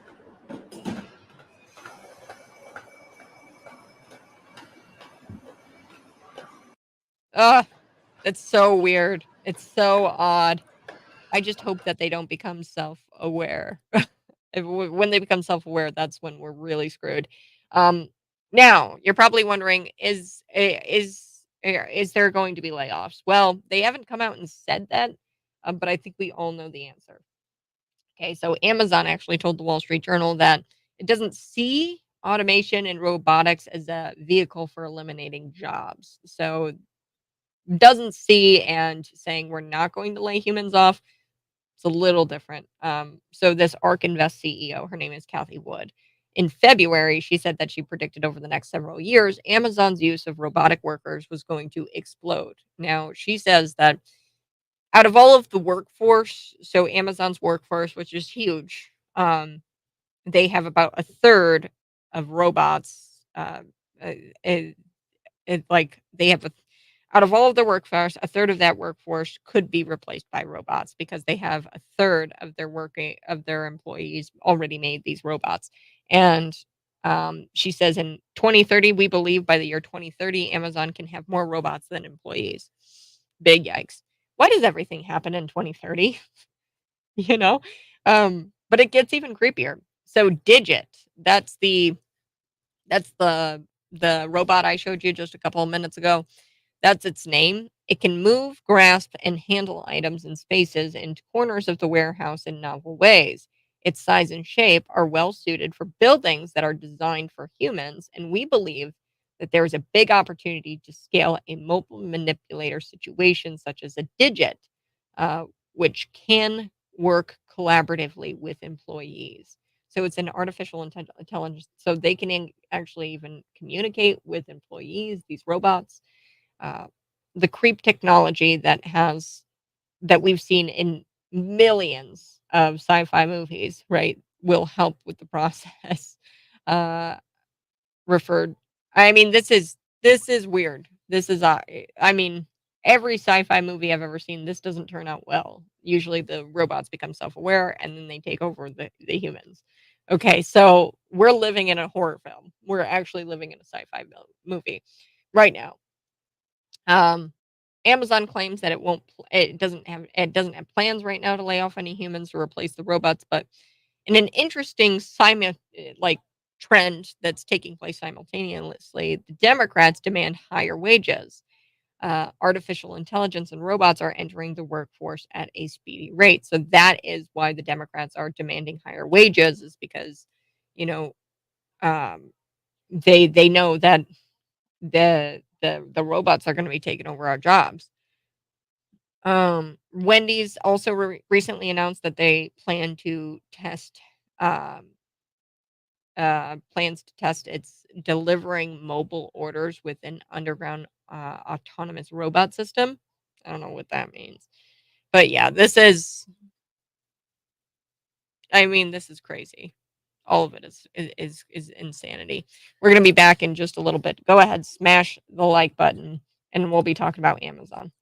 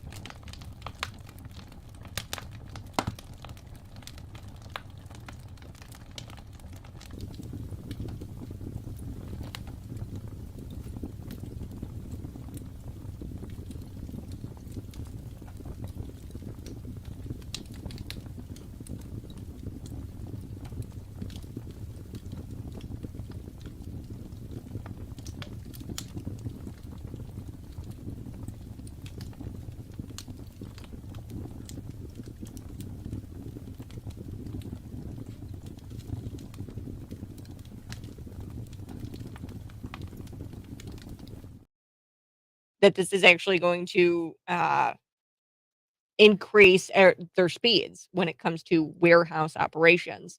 So I know a lot of people, and I'm sure you do too, who work at Amazon facilities. And it's terrifying to watch this video because I mean the first thing that comes to my head is that humans are going to be laid off. That $25 or 20 mini the $20 minimum wage is just going to turn into $0 at this point. Amazon announced that they're rolling out this incorporated new robotic intelligence, artificial intelligence technology in an effort to improve their warehouse operations, speed up delivery times, and reduce injuries. So the company says that this is going to increase speeds. When I'm watching this video here, and you guys can see it live on the stream if you guys are watching there, they move very slow. The actual robots themselves, they move super slow. So I don't know if it's. I mean, when you factor in the fact that hey, they can work around the clock and they don't need to take any breaks, maybe that does make them faster than humans. And it's a really smart business move if you think about it. So here we have it. It's the unveiled Sequoia, and I'm told that that's CCP. It's a company that the company Amazon recently unveiled Sequoia, which is a robotic system that identifies and stores inventory up to 75% faster at its fulfillment centers. So they store the inventory at a faster rate. And Amazon even said in a statement that the technology actually reduces the time it takes to process an order by up to 25%. So they're looking at numbers here, folks, and it's a smart business move. I'm I'm thinking that they are going to lay people off. They haven't said that they're going to lay people off, but I mean, I think we all know the answer that this is going to lead to mass layoffs. And just how bad would the layoffs be? Well, the ARK Invest CEO, Kathy Wood, in February, she predicted that over the next several years, Amazon is going to use robot workers, and this is going to just explode.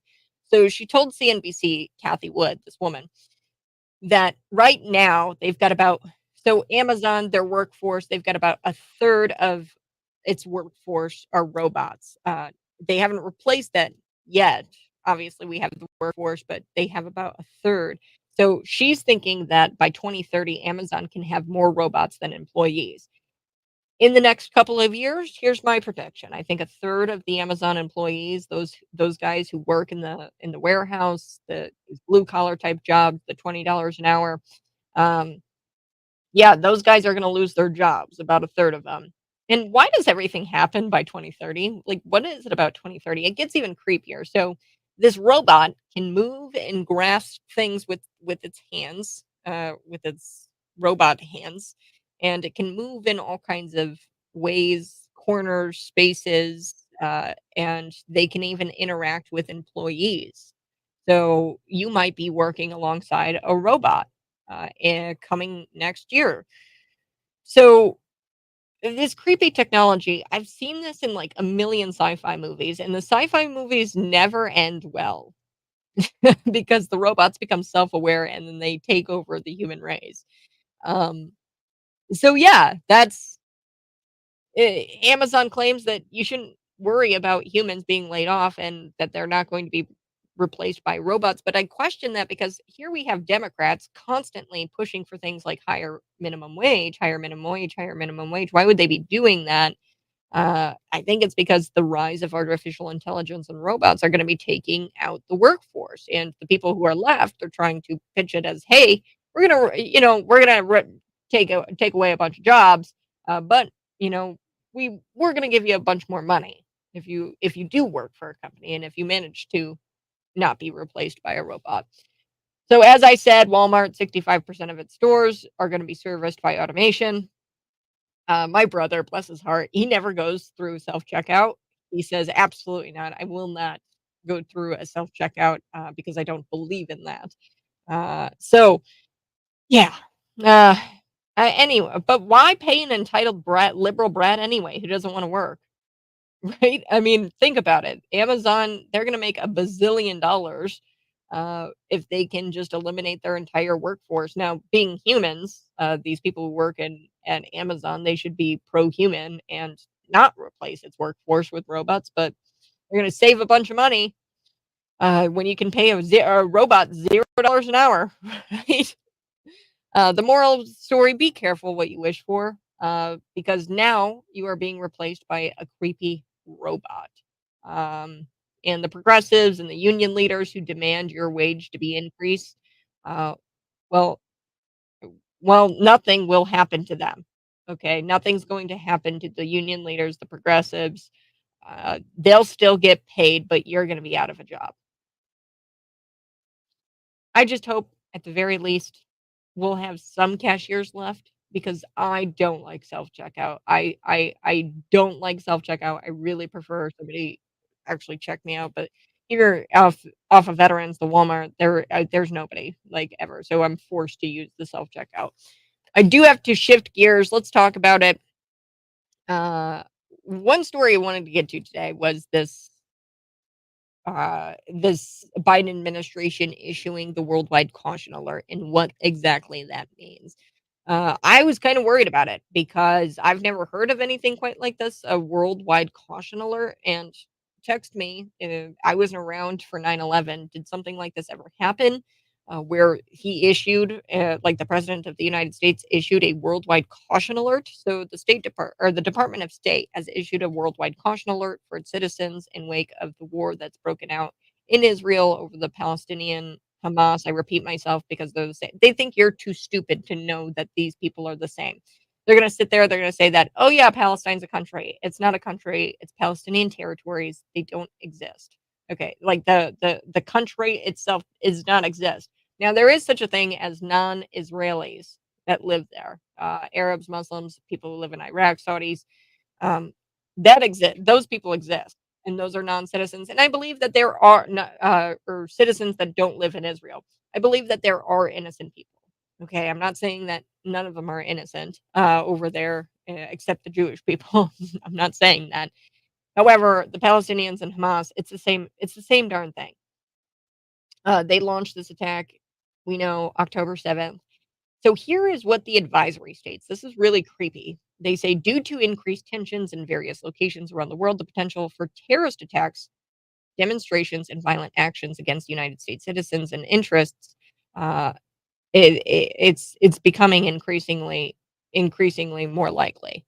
So the Department of State advises United States citizens overseas to exercise increased caution. But then it gets even creepier. It says United States citizens here need to stay alert for locations frequented by tourists. What about the open border? What about locations frequented by illegal immigrants? Because we now know that all of this multi-housing units coming to Bloomington, Normal, the only explanation is that they're building these. There's no true demand for it because there's a mass exodus. Like, explain that for me. There's a mass exodus out of Illinois, but for some odd reason, McLean County, even though we didn't see a gain in population last year, we only saw like our population was steady. We didn't lose population, but our population pretty much remained steady. We didn't gain a whole lot of population.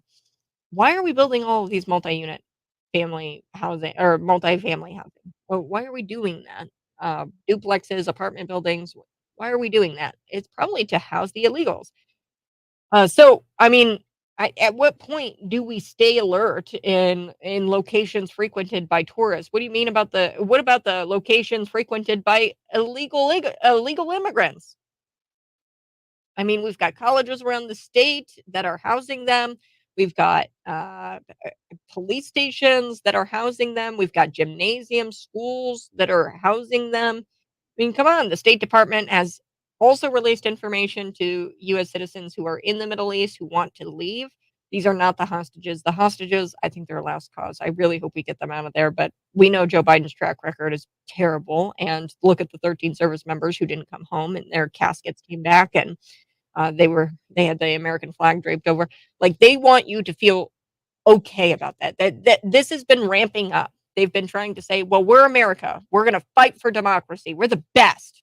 We're going to sit on the moral high ground. They're trying to condition you into thinking that this war is okay. So when those caskets come back home, you're going to be like, okay, well, I still support the war, and I feel good about the war because we're fighting for democracy. Nah. So they released information about, hey, U.S. citizens, here's what you got to do if you're in the Middle East. They said, hey, we're going to be sending charter flights out there. You got to get on one of these charter flights and take advantage of them while they're available. So that makes me think, oh, well, they're not going to be available for very much. What was the point of Joe Biden going to the Middle East? I played some, discombobulated Bidenese for you. He was like really losing his brain. Like his brain was pudding on Air Force One. He stumbled into the press area of the plane and he had to field questions. And his staff was onlooking and they were like onlooking in terror. They were like, oh my gosh, he's gonna say something. He's gonna say something and he's gonna he's gonna ruin it. But here we have, Joe Biden going to the Middle East. Did it really work? Because here we have a worldwide caution alert. A worldwide caution alert. Hey, caution, caution. You might want to not visit Disney World. You might not want to visit, these places that are frequented by tourists, which is pretty much everywhere's frequented by illegals because our border is wide open. Uh, and look, if I was the crew chief on Air Force One, and I know this is going to sound terrible, but I would have left him there. What was the point of him going to the Middle East? He didn't do anything. We're under a worldwide caution alert. We're in two proxy wars right now. If I was the crew chief, I would have instructed my crew to leave the guy there. I would have said, he won't be missed in America, guys. He keeps selling us out anyway to the highest bidder. Let's just leave him. All right, I do have to take a break, but when we come back, the next George Floyd, is it this guy? A Georgia man shot by a police officer during a traffic stop in Jacksonville, Florida. He attacked the police officer. He was shot. I'm going to describe this guy to you. I don't know. It's pretty cold outside. I don't know if the BLM Antifa riots will happen. But this guy might be the next George Floyd. Leonard Cure. He was pulled over when he was going 100 miles per hour in his truck. I'll be back.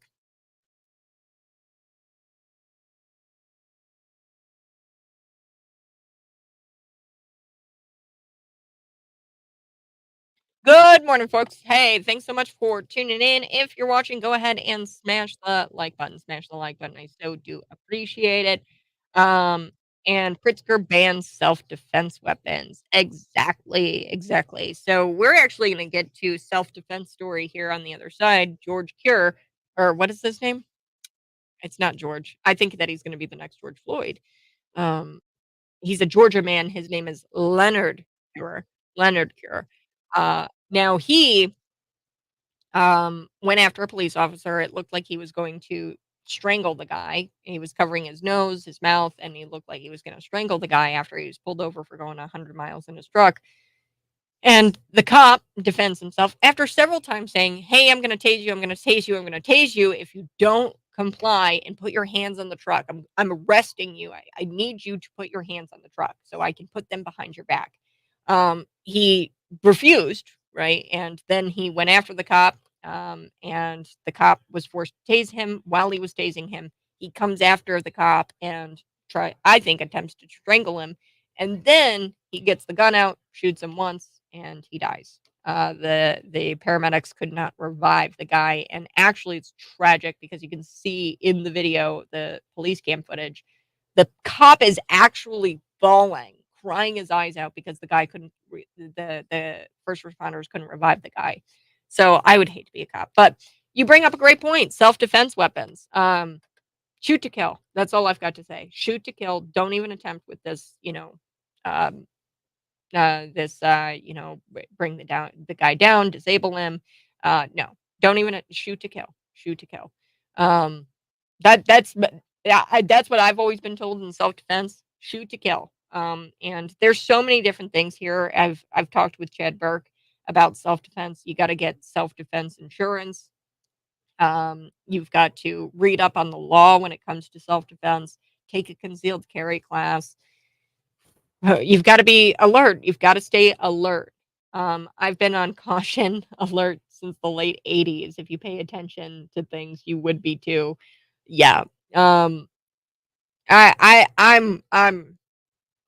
worried. I am, because we know that the border is wide open and they're putting us on a nationwide caution alert. We know that we're sending over $60 billion to Ukraine, $10 billion to Israel. This is his ask of Congress. If you guys are watching, smash the like button. $30 billion to Taiwan. And what was interesting in his address last night, President Joe Biden said that it was because of national security, and he was requesting this under the guise of national security, which I don't know. Is there a threat to our national security? Does he actually think, and does the United States government think that these wars going on, are we in some sort of danger? We haven't even talked about China and Taiwan, but for some odd reason, he's sending over $30 billion to Taiwan. If you're watching, smash the like button. Smash the like button right now. If you're watching, that'll greatly help me out. Share this out with your friends. Hit the like button. And we're going to be back talking a little bit about the Leonard guy, Leonard Cure. And then I've got more for you because, oh joy, a climate group, they spent $80 million to tout Joe Biden's environmental record. So his climate change agenda, they're spending $80 million. This climate activist group, it's called Climate Power.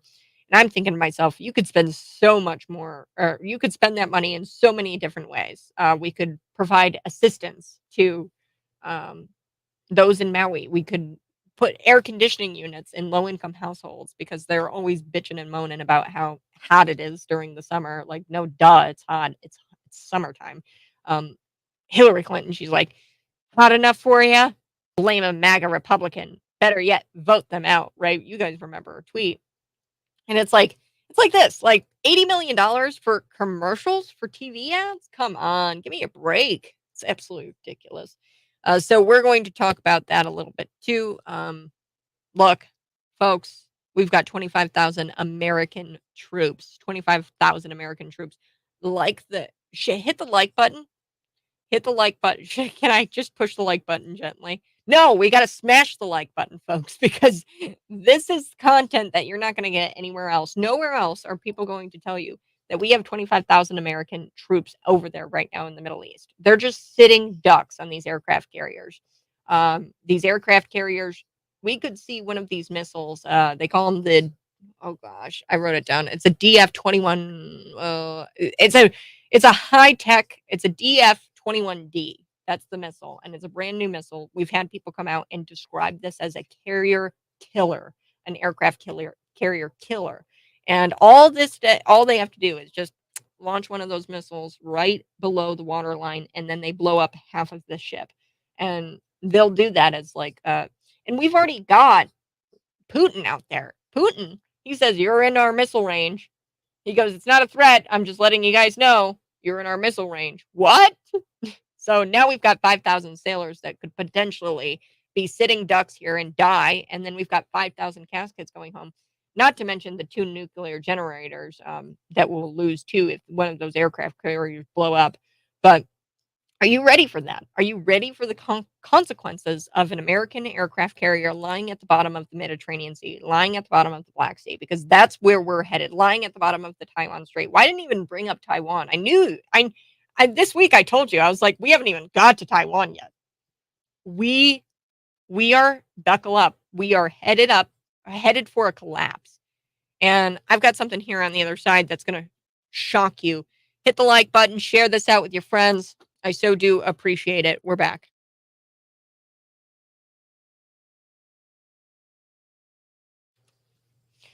Good morning. Hey, this is the Morning Buzz. Yes, I am live on YouTube, Facebook, Twitter, and Rumble. Hit the like button. That's Cat Peterson 929. Subscribe to my YouTube channel. We've got to talk about Leonard Cure. He was fatally shot, and I think that this guy is going to be potentially another George Floyd situation. Now, it's already October. It's kind of cold outside for the BLM and the Antifa folk to start rioting now. If it happened in July, I think that we would see the BLM protest, but I don't know. This guy, his name is Leonard, and he was going 100 miles per hour in his truck down the interstate, Jacksonville, Florida, and he attacked a police officer, and then he ultimately was fatally shot. After he attacked the police officer, he refused to follow orders. His name is Leonard Cure. Goes 100 miles an hour. The body cam footage I watched. I'm not going to share the body cam footage with you. You guys can go watch it yourself. I It's a lot. I hate watching people get shot. I hate watching the confrontation, but I watched it for you, because that's just my job. I'm going to describe what happened. So the officer tells him to exit the vehicle after he gets pulled over for going 100 miles an hour. You go 100 miles an hour, you're getting cuffed. That's a felony, right? I'm sure in the state of Georgia, I don't know what their traffic laws are, but here in the state of Illinois, you go 100 miles an hour, you're probably going to get cuffed. And the guy, he gets out of it. Eventually, he does get out of the car, but at first he says, "I'm not doing anything," yelling all kinds of explicitives. And he was instructed, he finally gets out and he was instructed, "Hey, put your hands on the back of the truck bed." And he goes to go do that, but he argues with the officer the entire time. At this point, it's just verbal arguing. Then eventually he puts his hands on the truck, but then the cop, all the way up to this point, has said, if you don't comply, I'm going to have to tase you. If you raise a hand towards me, I'm going to have to tase you. I don't want to. Don't make me tase you. And at one point, he puts a hand in the air. It looks like he's going to go towards the cop, and confront the cop. So at that point, he's tased. The guy is tased. And Cure, after that, being shocked, he lunges towards so he withstands the tasing. He's able to push past the shock, and he lunges towards the officer, and he grabs his face and pushes him over the truck bed. So the cop is like bent over the truck bed. His back is like bent backwards, or back, like he looks like a bendy straw. The cop. And then Cure, the guy, the black guy. I didn't even preface that. Cure is black. The officer is white. This is why I think that it's going to be another George Floyd situation. He grabs the officer's hand, puts his arm behind his back, and then he starts to grab his mouth and his chin. It looks like he might want to strangle him. That's what I think about the video. The sheriff deputy eventually managed to wrestle him down to the ground, and then he took out his gun and shot him when he was down on the ground. Okay, so I think the reason why this is going to be a George Floyd situation was because the guy was on the ground, the struggling had stopped, he managed to get up, he pointed the gun down towards the guy, shot him in the armpit, and that led to him not being able to be revived. In the video, you can see the cop losing his mind. He says, shots fired, suspect down. And he starts crying when the first responders are unable to revive the guy. So I know what you're thinking. Does the black guy have a record? He does. 2003, he was sentenced to life in prison. In 2020, he was exonerated by like some sort of review board with a bunch of lawyers, and they said that he wasn't responsible for this armed robbery. Since then, he's been touring around. The black guy has been touring around giving inspirational speeches to students. So I don't know if this is going to be a George Floyd situation. It is October, but like I said, folks, we've been talking about self-defense. We talked a lot about self-defense with a good friend of mine, Chad Burke. He was trying to fill an appointment on the McLean County board. I had him in here. He was stabbed 19 times, and I'm going to be honest. I talked to somebody about this who is really highly trained in self-defense, and I described Chad's story to him, and he says he messed up because the jujitsu. He goes, in self-defense, you want to kill the guy, shoot to kill. Now, I don't know. I'm not telling you guys to do that. People in self-defense, people who know self-defense and, concealed carry, you shoot to kill. Because you could run into a situation like this, where you are just traumatized and, you shock the guy. I mean, he's lucky that he was able to break free, but he could have been strangled to death right there on the side of the highway. So before I take another break, I do want to tell you a little bit about Joe Biden and that address that he gave last night. So the White House lied to you, shocker, but they said that they were going to deliver these remarks, or that Joe Biden was going to deliver these remarks live. Turns out it wasn't live. So it was hilarious watching it last night. I was dying of laughter because there's this tremendous jump cut. So a jump cut is when you're editing video, it's very clear that you edit the video when you start with a frame and you go to a totally different frame. So Joe Biden's hands The whole time, it was almost like he was grasping like this imaginary football. Like his hands were like, or like a globe, like he was like one of those gypsy women who tell you your fortune or something. So he kept doing this weird thing with his hands. But then all of a sudden it jump cuts and then he's got his hands folded and it's such a clear jump cut. So it wasn't live. The White House lied to you. They said that they were going to have Joe Biden deliver the remarks live. Um, it was edited. The video was edited. And I want to be clear, the BRICS summit, it was going on a couple of days ago.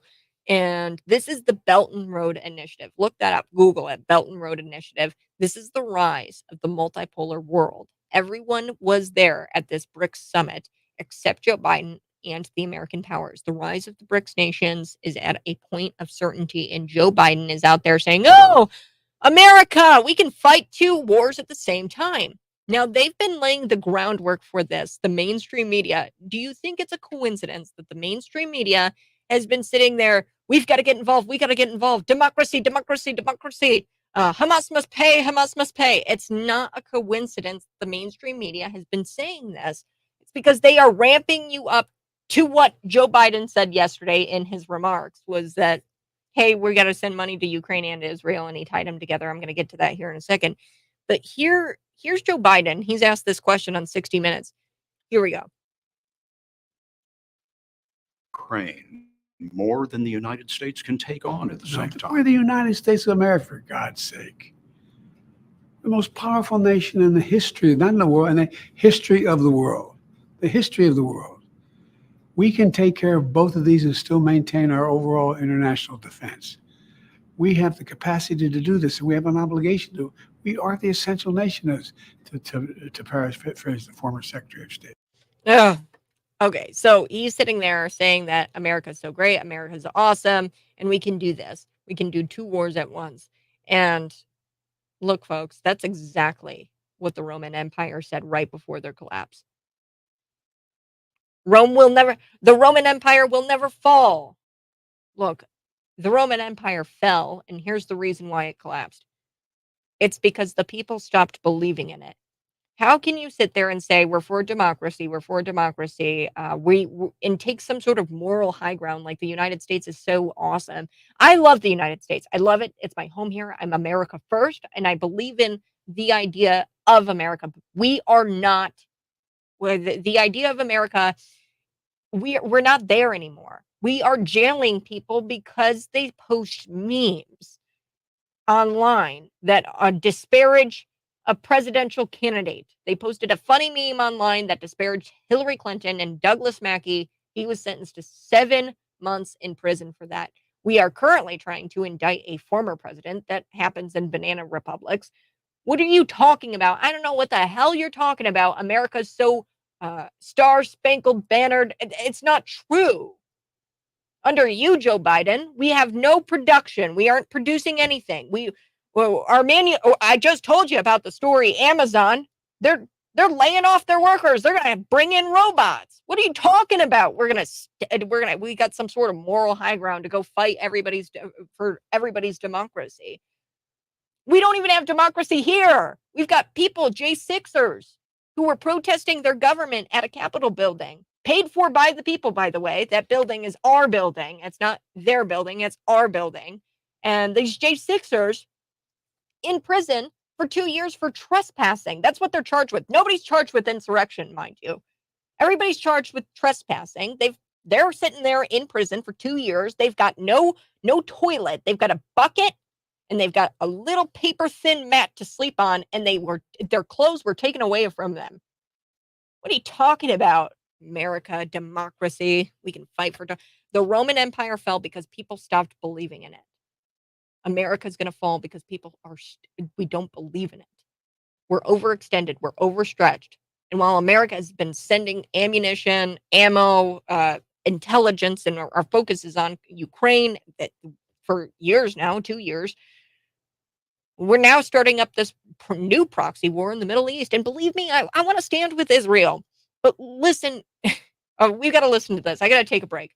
When we come back, Joe Biden He's tying in Ukraine, Israel, and Taiwan for a reason. It is because people are not for funding Ukraine and fueling the war in Ukraine because the Ukrainian government is corrupt. We know that the ambassador for Ukraine is a worshiping Satanist, like worships Satan's actually. And 85% of voters in every poll says they say we don't support Ukraine. We don't support the funding in Ukraine. 85% of them say, "Nah, uh, we don't want that." But a lot of people do support Israel in their fight against Hamas. Why? Because Israel was chosen by God. We're a Judeo-Christian country. It makes sense. Uh, but we don't support a blank check to Ukraine. He's losing support for that. So what he's doing, he's using the massacre of 1,300 Israelis to get 60 billion more dollars for Ukraine, so he can wash his money over there.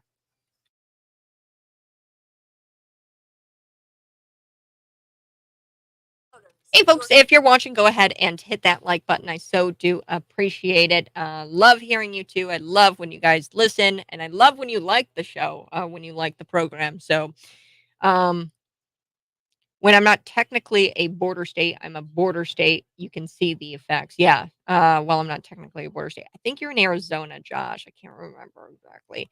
But yeah, in these border states, they understand. So this caution alert, this worldwide caution alert, they're telling U.S. citizens, hey, don't go to places like Disney World. Don't go to places where there's large uh, populations of tourism. Um, and I'm thinking to myself, every police station in Chicago has illegals in it. Chicago Airport right, has all kinds of illegal immigrants. We are giving illegal immigrants guns, and we're calling them police officers. Okay, so I mean, caution alert. Yeah, he issues the caution alert. I think we've all been very cautious up to this point.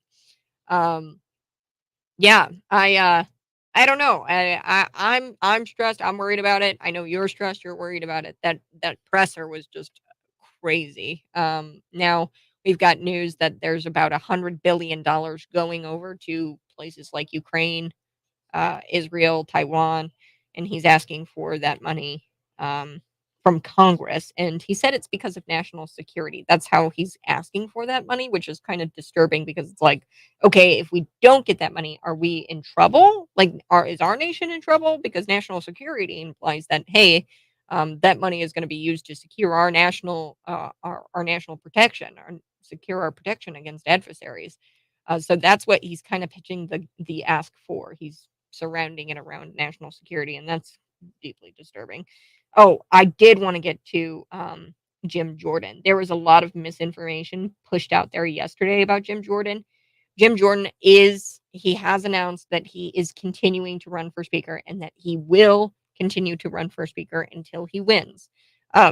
So he lost a couple of times. A couple of rounds of voting on Thursday afternoon. Jim Jordan announced that he is still running for House Speaker, coming after reports that he would back Patrick McHenry.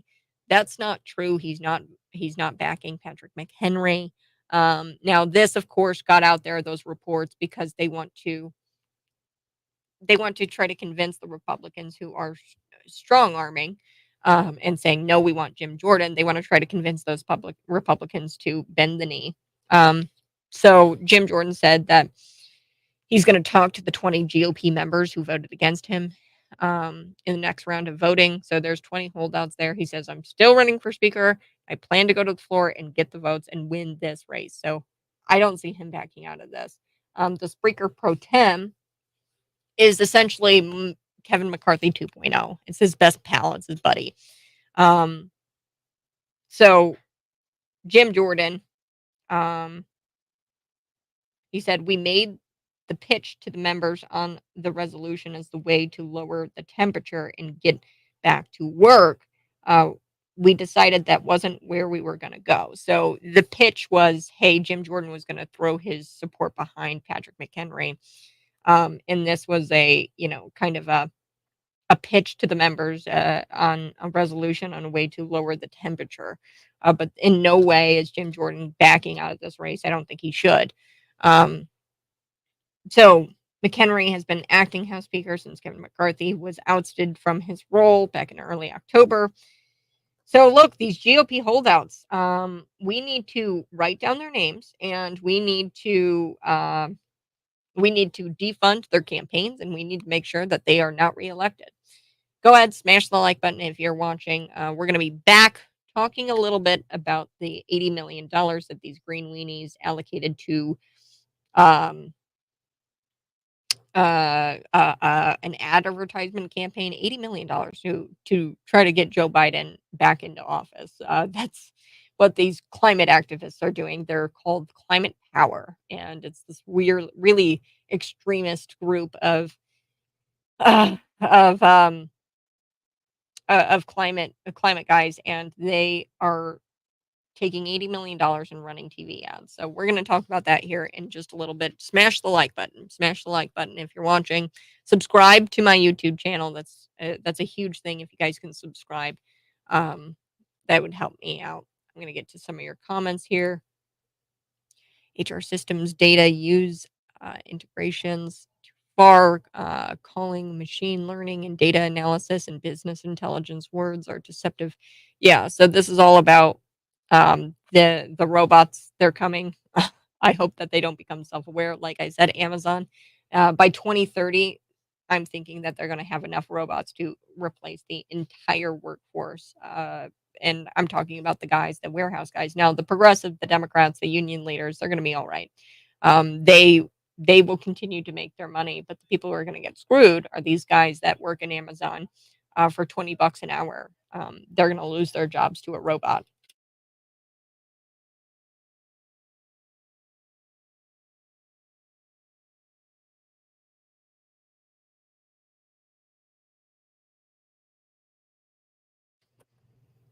Pour yourself another cup of coffee, grab a chair, pull it up, sit down. Let's sit. Let's have a conversation. See me live in studio. That's YouTube, Facebook, Twitter, and Rumble. You can subscribe to my YouTube channel. It's Cat Peterson 929. I'm so excited to this weekend. I'm going to do Conservative Cat. That's from 5 to 6 p.m. You can catch my good friend David Paul Blumenshine. That's Sunday from 1 to 3. You can even catch Kev Ferris. That's Sunday from 3 to 5. We've got an amazing setup here for programming. El Donzo ND show. That's brought to you by EnviroSeal. They do all kinds of cool things when sinking slabs. If you got sinking slabs, they'll jack them up for you. That's EnviroSeal, but that's from 9 to 11, the El Donzo and D show. So some quick plugs for the weekend programming. Now, before we took the break, I was telling you a little bit about the Blinken-Newland policy and how it's so disastrous. And, you know, I don't think that Israel really needs financial assistance. I don't think they need it right now. If they wanted to, I bet Israel could probably turn Gaza into glass if they really wanted to. Because for years we've been backing Israel. They're fighting guys with sandals and AR-15s, essentially, and M4s because, you know, all of the weaponry that we left there in Afghanistan. But Israel, I don't think that they really need the financial assistance right now. I think that they really could turn Gaza into glass the next day if they wanted to. But Joe Biden, what he's doing, he's using the massacre of 1,300 Israelis to secure funding for Ukraine. Why does he want money to go to Ukraine? They wash it for him. It goes right back into the Democrat coffers. Their campaign season is alive and well, and they need money. So $60 billion for Ukraine. And this is, I mean, just look at the numbers. He approved $60 billion for you, or they haven't approved it yet. It's his ask for Congress. $60 billion for Ukraine, $10 billion for Israel, $30 billion for Taiwan, which should concern us as well, because is there something we don't know about? Is Taiwan and is China going to invade Taiwan? Probably. Biden, look, he knows that we don't support the funding to Ukraine. He knows that because 85% of voters, when polled, say, hey, I don't really support the funding in Ukraine. They say, I don't really want it going over there. Why? Because they're a bunch of Satan worshipers.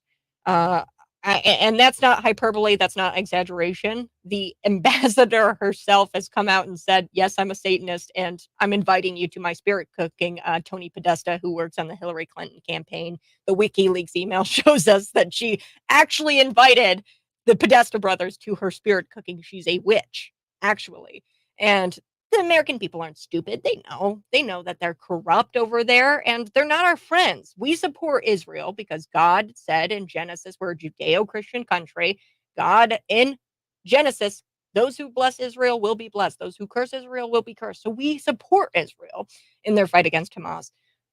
But that doesn't mean we support a blank check for the corrupt Ukrainian government. In the address that wasn't live yesterday, riddled with jump cuts, and the White House lied to you. They said that the president was going to deliver his remarks live. Can't even do that. So they edited together a bunch of videos and they put it out there. We don't support the Ukrainian government. And Joe Biden, he's lumping it all together because he wants the money going to Ukraine. Do have to take a quick break here. Coming up in just a little bit, my good friend David Paul Blumenshine will be joining me next. His show Sunday from 1 to 3. We're going to wrap things up. I do want to hit on this. TV ads going to Joe Biden, $80 million worth. A climate activist group called Climate Power said that they're going to spend $80 million on ads for Joe Biden to get reelected. $80 million. I could think of 80 million recent or 80 million different things we could be spending that money on.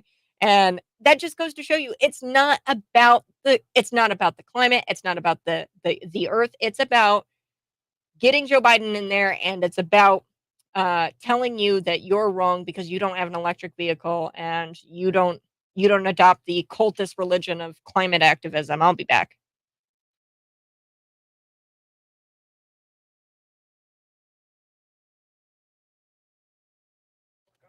Good morning, folks. If you're watching, go ahead and smash the like button. I know you're watching. I see you watching. You need to smash the like button. I don't care if your boss is going to be worried about, if he likes shame you or not. David Paul Blumenshine, there you are. Oh, there I am. There you are. Camera. And here's the camera. Yep. There you go. Okay. Well, tomorrow, the next segment, let's break it down. The $80 million to go into Joe Biden for TV ads.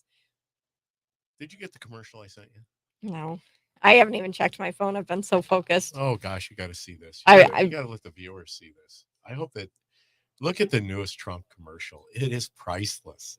It is probably better than any commercial I've seen. It just totally just puts it back in what we know that they're all about, whether it's witchcraft, Satanists, whether it's global elitism, who knows? I mean, yeah, it's a pretty powerful video or commercial.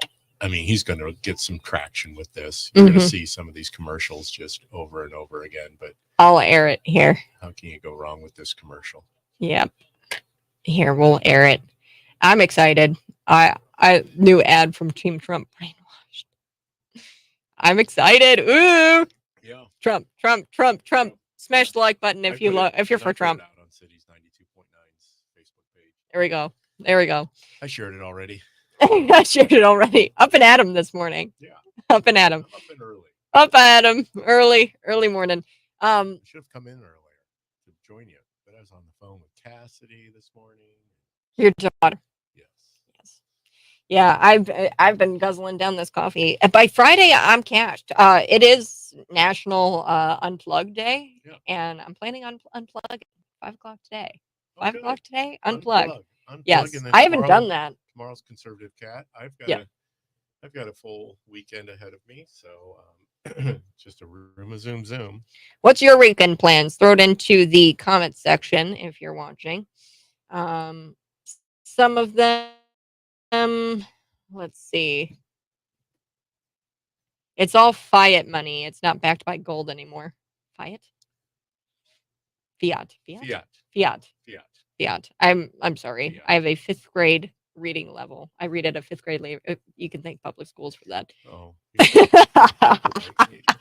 kidding. But, Kat, why would you say that? Because now all the geniuses are going to comment. Like this guy. I knew it. Oh, it was so funny this morning. Because we've got a lot of geniuses out there. Yeah, I was going after Tim. He was like, they well, will like the new commercial. I played it especially for some of our loyal, faithful rabid hate mob. Oh. There was a fellow in the comment section here. His name's Tim. And he was like, well, they need $80 million worth of TV ads. Nobody needs $80 million worth of TV ads unless they've got something to hide. And if they want to push something down your wrote, right? But he goes, well, we need that because there's people like Cities 92.9 who say climate change isn't real. No. I never said No, climate climate change. change is real. The climate is changing. Actually, just about a week ago, it was 90 degrees. Now it's 60. Wow. Climate has changed. Yes, climate has changed. I never said climate change wasn't real. Yeah. The way I bet they I say, bet that guy also is a big fan of Star Wars. I bet. Oh yeah, what is that? Yeah, there's a connection. Leftists and Star Wars? I don't know. Anything sci-fi. Anything sci-fi, they Because love that's it. what they live in. Yeah, well, they live in They're the world. sci-fi. And here's the thing, and I love how Zane points it Not that out. there's anything wrong with that, but I mean, when it becomes your life. Yeah, you can watch something and They're playing. realize that it's entertainment and not live in a reality Yeah. that is fantasy. Zane, he points this out, and I said, these people are just nervous about the Earth dying because they know that they're going to be here for when the Earth actually dies. Yeah. So Zane goes, the Euphrates is already drying up right now. And we talked about that in our Revelation study. And I'm like, you folk, the reason why you are such a climate alarmist and why you're freaking out is because you know you're going to be here when all of the crazy That's happens. what I say about Palestine and Israel. We need to pray for both of those bodies. Mhm. One a country and the other a group of people. See how I do that, Kat? Group of people. Because oh my gosh, it just like blows up. It blows me up because the whole time. Because bottom line is they both need Jesus. Jesus Yeah. is the only solution to all of your problems. Mhm. And he's the answer to all your problems, too. Yeah. No one comes to the Father except through me. Yeah. Pretty simple. Pretty simple. Yeah. We're programmed. Wait till you see the commercial that Trump has put out talking about programmed, deprogrammed. Deprogramming. Deprogram the cultists. Oh, us. Trump That's what Hillary said. Trump just spins it. I mean, it's no different than getting arrested. I don't think that it's a coincidence that Doug Mackey, the guy who put the meme out there, was in prison for 7 months, a week after Hillary Clinton says we need to deprogram the cult members. Wait till you see this commercial. Okay, here we go. All right.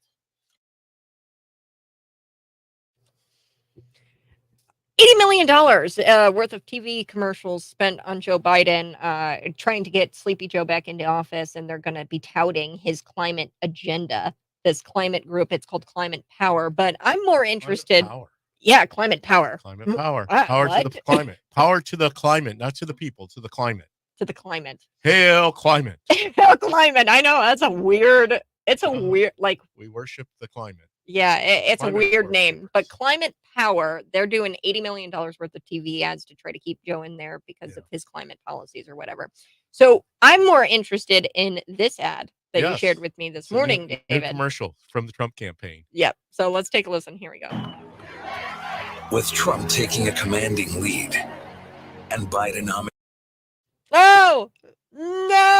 hurting American families, genius Hillary Clinton has come up with a way for Biden to win. There needs to be a formal deprogramming of the cult members. Formal deprogramming of the cult members.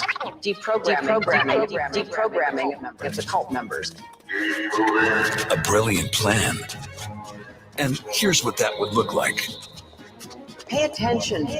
Joe Biden will defeat him. It's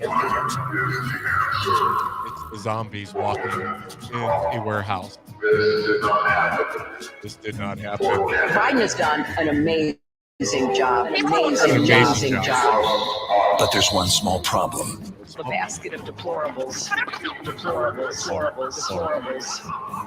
Working Americans aren't idiots. Working Americans aren't idiots. Who's on their side? To American workers watching their take-home pay shrink and watching inflation destroy their family and their lives, to all of you, I have your back. Oh my gosh! Yes! Yes! Classic commercial. Yes! He took Hillary's comments and he just basically pole vaulted. Man alive. What a great commercial. Wow, I am Hillary, amped talking. up. You and Joe just give it, you give your opponent all the material they need. That's so exciting. Well, and let me describe what the commercial was a little bit for our listeners. Everybody's gray. They're marching towards what looks like a concentration camp, Well, it's really. like And a concentration camp for They're- deprogramming. they're deprogramming Yeah. you, and there's like the scanning happening on your Yes, face, they're and scanning, de-scanning you, yes, because they have to deprogram you, and they're showing you, you know, videos of Joe Biden falling up the stairs and This saying is your this president. didn't happen. This didn't happen. Joe Biden will win over Trump. And then a girl, some girl comes out, and she's got the video of Donald Yeah. Trump. Because now it's basically the poster boards will be video. I mean, we're pretty close to that. I mean, you think about this TV screens that we have are basically can be projectiles, and you can unfold, poster boards and have a video playing on them. Yeah, so she's got this poster board, and Yeah. she shows the people who are being deprogrammed a video of Trump, being Trump, Yeah. just saying, I've got your back. yeah, your finances, they're crumbling, and he goes, I got your back. And then all of a sudden they grayed out all the people. The people start to have their color restored. Yes. And just amazing. That was a great commercial. And the hat, he has this oversized "Make America Great Again" hat. And if you ever notice on the side of it, beside the American flag, ever present in anything President Trump does, is 45-47. 45-47. It's like they skipped over 46. Or 46 is included. Yeah. 45-47. Yeah. First president ever to do 3 terms. 3 terms. Yeah. I mean, that was an incredible commercial, and I don't know how much they spent on it. I'm sure it wasn't $80 million, but Probably, yeah. but $80 million is going towards Joe Biden campaign or Joe Biden commercials right now. Climate Power. They're going to try to convince people that his climate agenda is working. I don't know. My guess is 2 times the price of what it was 2 years ago. So. Well, that's what my show is going to be about this Sunday, is the programming of our minds and the deprogramming of our minds. So you will be able to hear the commercial again, but it's really what we put into our heads stays there. It never leaves. So fill it with good stuff. Yeah. Not with the bad stuff. Yep. You guys have a great rest of your weekend. Fill your heads with great stuff. I love that. Fill your heads with great stuff, not the bad stuff. That's right. Enjoy the rest of your day. Enjoy your weekend. I love you guys so much. Be sure to subscribe to Cat Peterson 929. Have a blessed weekend. Bye-bye. Love you.